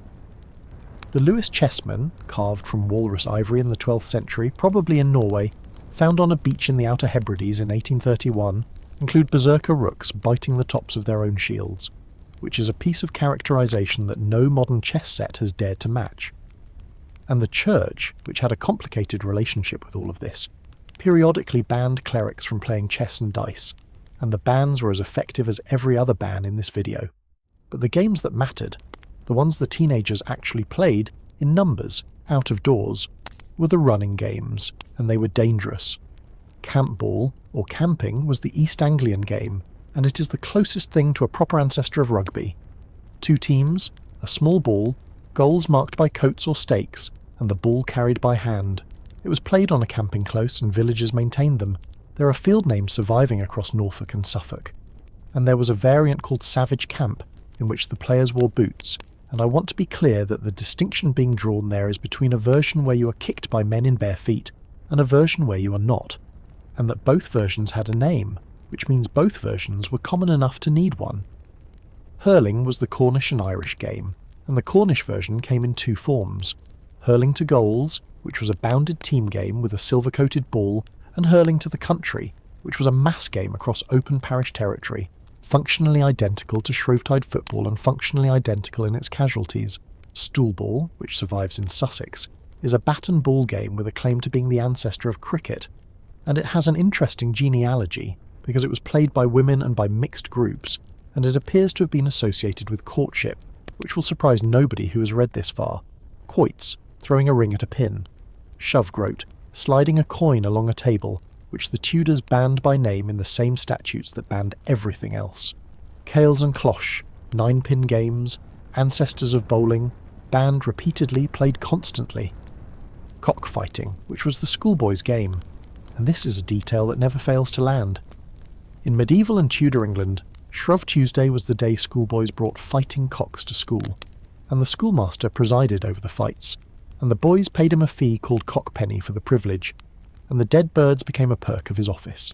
William Fitzstephen, writing his description of London around 1174, the earliest and one of the greatest, records it plainly. On Shrove Tuesday, the boys of the schools bring their fighting cocks to their master, and the whole morning is given up to the sport, in the schoolroom, as part of the school day. And in the afternoon, Fitzstephen adds, the youth of the city go out into the fields to play at ball. Fitzstephen is worth staying with. because his account is the closest we get to a straight documentary of urban teenage life in the 12th century, and it is startlingly warm. He describes the winter sports on the frozen marsh at Moorfields, the great fen north of the city walls that iced over solid, and he describes boys sliding on the ice and boys skating. He says they take the shin bones of animals, bind them under their feet, and propel themselves across the ice with iron-shod poles, going as fast as a bird in flight or a bolt from a crossbow. And archaeology has proved him right, because bone skates have been dug up from the medieval levels of London and York and Dublin and Novgorod in quantity. Polished cattle and horse metapodials, worn smooth on one face, sometimes drilled for a thong. You can hold one. The wear is exactly where he said it would be. And then Fitzstephen says the thing that turns the whole passage, and it is the sentence I think about most often out of everything in this video. He describes the boys jousting on the ice. Two of them run at each other with poles, and one is knocked down, and they both go over and slide a long way apart, and, he says, often a head is broken, or an arm, or a leg, and they get up and they do it again. And he writes this not as a complaint, but as an affectionate description of what boys are like in about 1174, by a man who was one of them once and can remember the sound the ice made, which is the thing the games actually give us in the end. The bands tell us what the authorities feared. The coroner's rolls tell us what killed them, but the marginalia and Fitzstephen give us the other thing, the thing that no law ever records, that on a hard grey afternoon in February, on a frozen marsh outside a walled city, with the bones of last year's cattle strapped to their feet and a pole in their hands, a group of teenagers who would all be dead within 60 years and forgotten within 100 went as fast as it was possible for a human being to go in the 12th century, and then crashed and broke something and got up and went again. Chapter 9. Courtship, Bundling, and the Village Green After Dark. The single most useful fact about medieval sex is that the church wrote it all down. Not in the way you might hope. There is no diary, but there were courts. Every diocese in Western Europe ran an ecclesiastical court, and those courts had jurisdiction over marriage, and marriage in the medieval world was a sacrament administered by the two people getting married, which meant the courts spent an enormous amount of their time trying to determine, retrospectively, whether two young people had accidentally married each other in a barn, because that is what canon law said, and it is one of the strangest and most consequential legal doctrines in European history. Following the 12th century synthesis that Pope Alexander III put into effect, a marriage was made by consent. That's it. No priest required, no church required, no witnesses required, no banns, no ring, no bed. If a man and a woman who were both of age and free to marry exchanged words of present consent, "I take you as my wife, I take you as my husband," then they were married, immediately, sacramentally, indissolubly, forever. And if they exchanged words of future consent, "I will take you," and then had sex, the sex converted the promise into a marriage automatically. Think about what that means when your population is a mass of unmarried people, age 15 to 25, living in service, away from their parents, in close daily proximity, waiting a decade for a household of their own.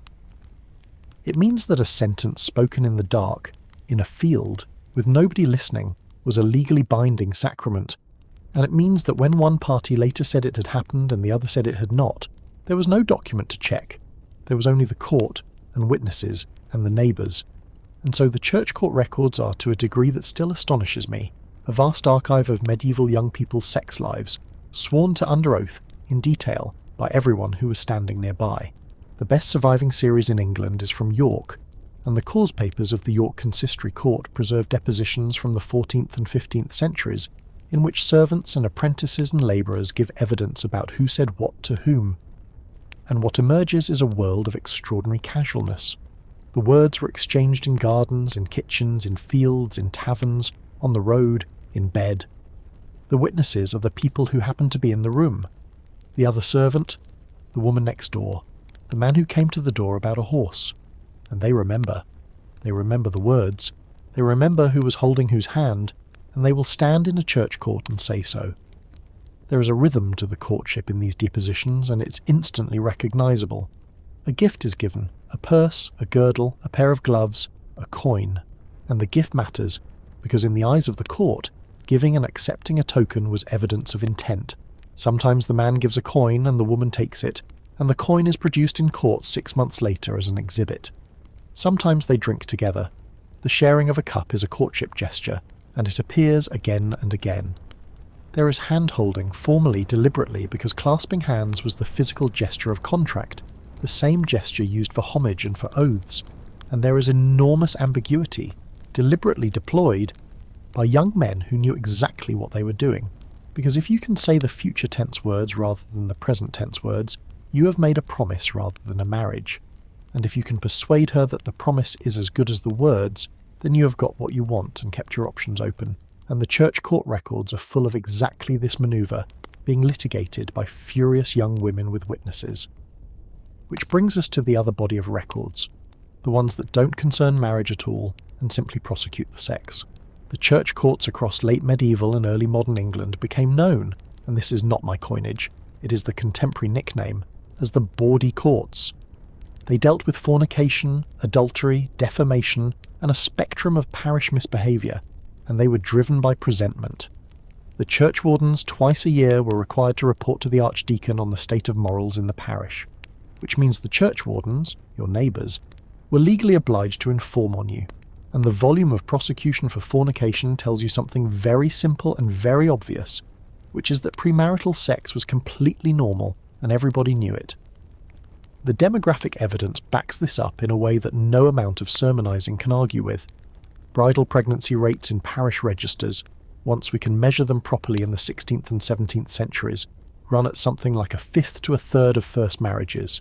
One bride in 4 arriving at the church door already pregnant. And crucially, this was not a scandal in the village, it was a sequence. In a society where you married late, and where fertility was the whole point of the arrangement, a betrothed couple who slept together and then married when she conceived were doing the thing everyone expected. The church disapproved in principle, and fined them a small amount and moved on. The punishment, when it came, was shame, delivered in the same currency as the Charivari of chapter 6.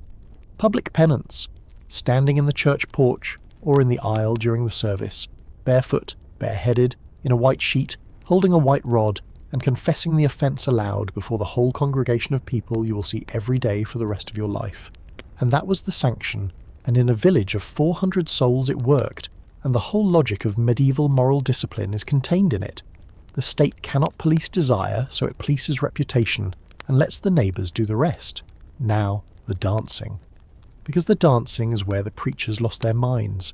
The parish green, the churchyard, the space in front of the church, these were where young people gathered, and they gathered on Sundays and feast days, and they danced. Carols, and the medieval carol was not a song, it was a dance, a ring dance with a leader who sang the verse while the ring sang the refrain and moved. It was danced holding hands. It was danced by young men and women together, in a ring, in public, in the open air, with singing, and it was the single most widespread form of teenage recreation in medieval Europe. And the clergy hated it with a passion that borders on the unhinged. The complaint is constant. They dance in the churchyard, on the graves, they dance during the service. The sound comes in through the door and the priest cannot be heard.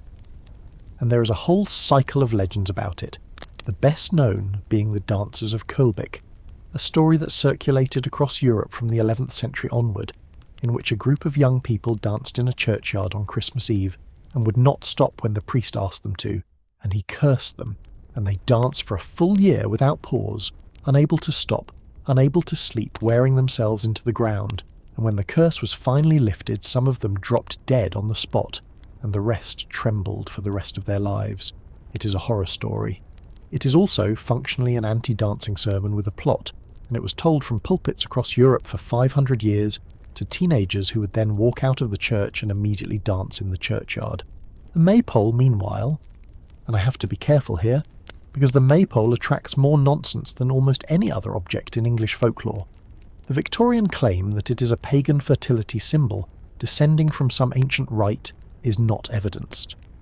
What is evidenced from churchwardens' accounts and parish records is that from at least the 14th century English parishes put up a maypole, and that the young people of the parish were the ones who fetched it, going out into the woods before dawn on May morning, with music and bringing back a tree. And Philip Stubbs, our reliable friend, is on hand in 1583 to tell us what he thinks is really going on. He describes the young men and women going into the woods overnight to gather branches, and he alleges, with an accountant's relish, that of the girls who go out, scarcely a third return home undefiled. Now, is that true? Almost certainly not as a statistic.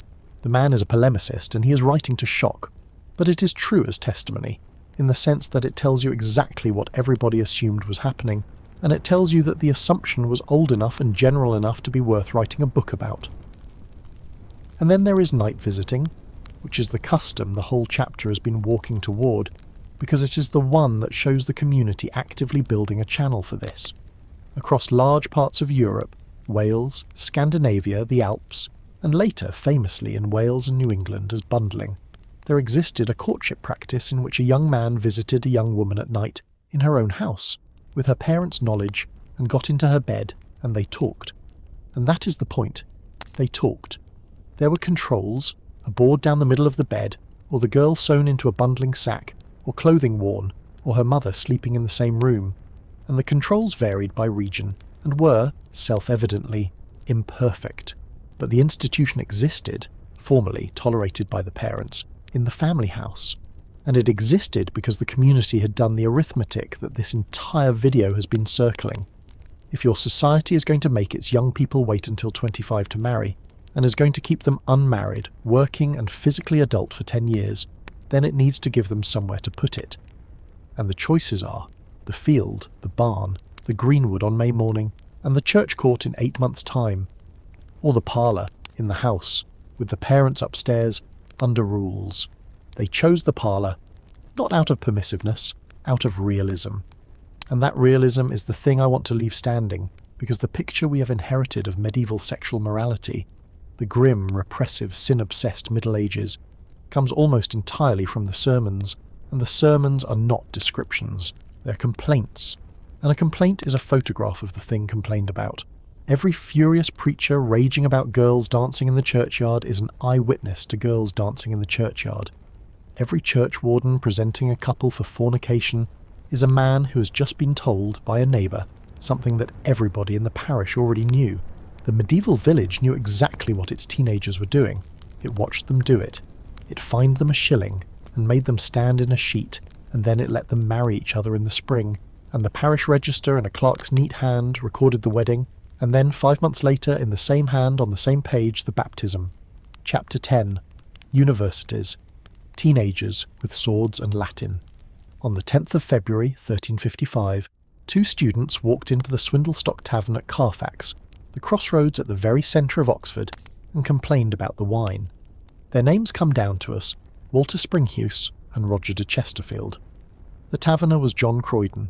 The complaint escalated, and then one of the students threw the wine, the quart pot and all, into the taverner's face, and then hit him with the pot, and that was the beginning of the St. Scholastica's Day riot, which lasted 3 days, and which killed something in the region of 63 scholars and perhaps 30 townsmen, and which was still being formally atoned for by the Mayor of Oxford, annually in a humiliating ceremony for the next 470 years.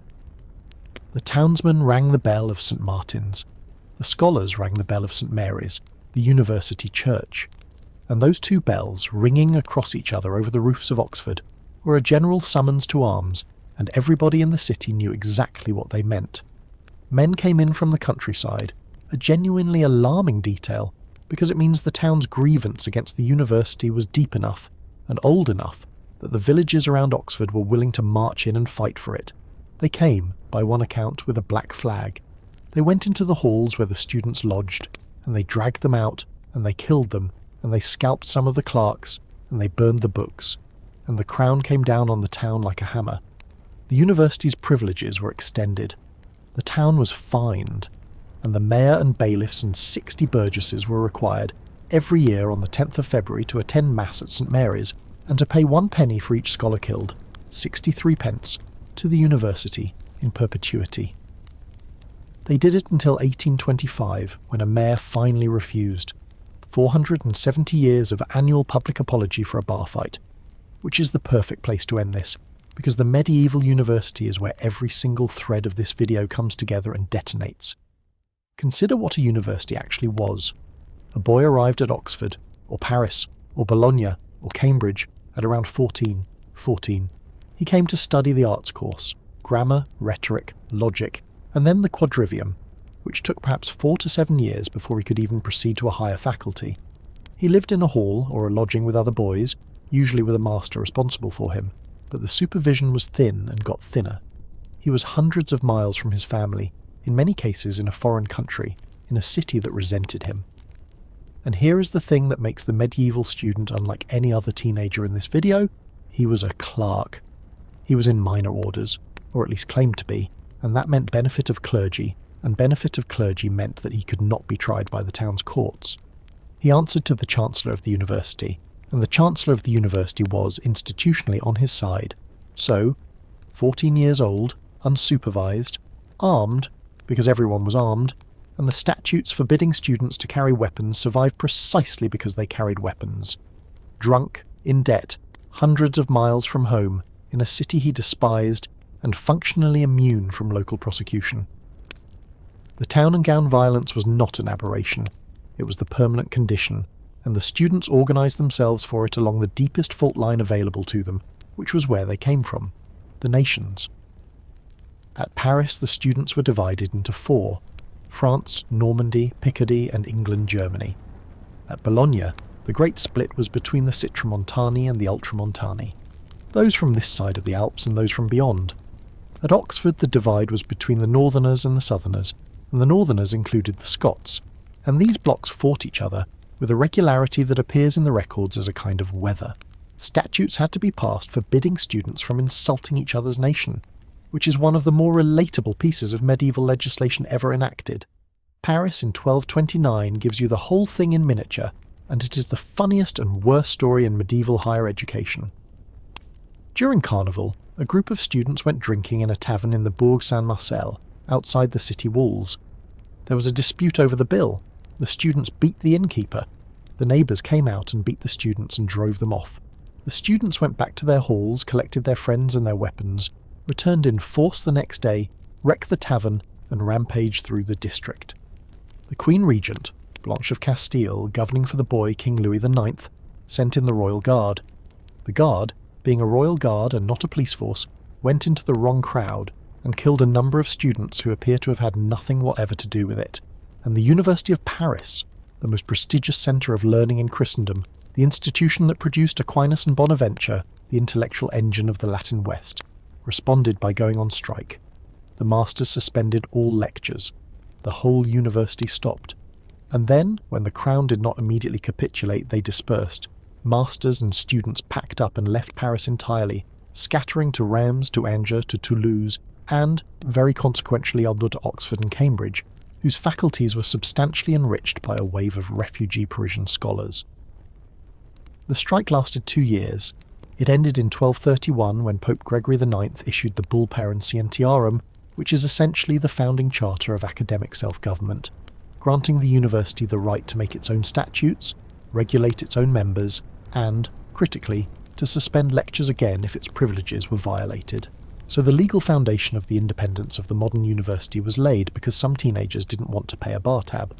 I want that sentence to sit for a moment, because it is true, and because it is the least likely true sentence in this entire script. Now, what did they actually do, day to day? We know because they wrote home, and their letters survive, many of them preserved in the formularies, the model letter collections that were used to teach students how to write letters, which means we have both the letters and the templates for the letters, and the templates are the funnier document because they are pre-written excuses. The letters home are one of the most consistent bodies of evidence in medieval Europe, and they say, with almost no variation, one thing: send money. They say the city is expensive. They say, I have bought books, and books cost a great deal, which was entirely true. A parchment codex was a serious capital expense, and students commonly rented books by the choir from stationers rather than buying them. They say, I have been ill. They say, I lack a gown, and I cannot appear at the schools without a gown. They say, I am studying with the utmost diligence. And a father, somewhere in Picardy, reading this by a fire, is doing a calculation that every parent in the history of the world has done, and the letters back survive too, and one of them, from a father to a son at Orleans, says, with beautiful weariness, that he has heard how his son lives, and that he prefers playing to study, and that he goes about with a lute in his hand while others are at their books. Because they were teenagers, and the taverns of the university towns were the best documented drinking establishments in medieval Europe for exactly one reason: everybody in them could write. The Goliardic poetry is the proof. This is the body of Latin verse from the 12th and 13th centuries, written by wandering scholars and clerks. The Comina Burana is the great collection, a manuscript compiled around 1230 and found at Benedict Boyan, and it is a body of poetry produced by educated young men about drinking, gambling, sex, and the fundamental unfairness of everything. There is the Confession of the Arch-Poet, written around 1163, in which the poet declares his intention to die in a tavern, with wine near his dying lips, so that the choirs of angels will sing over him with more enthusiasm. There is verse about being ruined at dice. There is verse mocking the church, in the exact metres and forms the church had taught them. There is a mock liturgy, a gambler's mass, a drinker's mass, which parodies the words of the actual mass with a technical precision that only someone who had chanted it 1,000 times could achieve. And that is the ultimate expression of everything we have been looking at for the last 2 hours. The medieval world took its brightest teenagers, taught them Latin, taught them logic, taught them rhetoric, taught them the entire liturgy of the Western Church by heart, and then those teenagers used every single one of those tools to write extremely funny poems about being drunk. And so we come to the end. I have been thinking, while writing all of this, about what it is that makes medieval teenagers feel so close. Not close in the sentimental way. They lived in a world that would horrify us, and they did things we should not excuse, and I have tried to be honest about that. But close in the sense that when you read the actual documents, not the histories, the documents, the indenture with its list of forbidden games, the coroner's inquest that values a knife at 6pence, the letter home asking for money, the ordinance banning long hair, the person on the other side of the parchment is not strange at all. He is bored, he is broke, he is in trouble, he has been told, for the 5th time, to cut his hair. He's waiting for something to happen, and it will not happen for another decade, and he cannot bear it. And the thing that makes it bearable, the thing that they built over and over in every town and village and cathedral and university in Europe, was a set of rituals for letting the pressure out. The football on Shrove Tuesday, the bush over the door, the boy in the mitre, the pots and the pans outside the widower's window, the ring dance in the churchyard while the priest shouted. It was not chaos. It looks like chaos from the outside, and the moralists certainly thought it was chaos, but it was a system, and it was a good one, and it worked for 500 years, and the reason we know about it is that they wrote down every single time it went wrong. They're all gone, every one of them. The boy who broke his leg on the ice at Moorfields, and the apprentice who ran from his master, and the sub-deacon eating black pudding at the altar, and the choir boy in the bishop's chair with a mitre that didn't quite fit. Every one of them died, most of them young, all of them a very long time ago, and almost none of them left a name. But somewhere in a Bodleian manuscript there is a marginal drawing of a boy on a hobby horse, drawn by an artist who looked out of a window in Flanders in 1340, and saw something worth putting in the gutter of a page. And he is still riding. Thank you for spending this time with me tonight. If you enjoyed it, really enjoyed it, not out of obligation, Alec helps more than you'd think, and I'll be here again next time. Tell me in the comments where you were listening from, and what hour it was, and whether you made it this far or fell asleep somewhere around the ale stakes. Both are honourable. Sleep well. The fire's going out.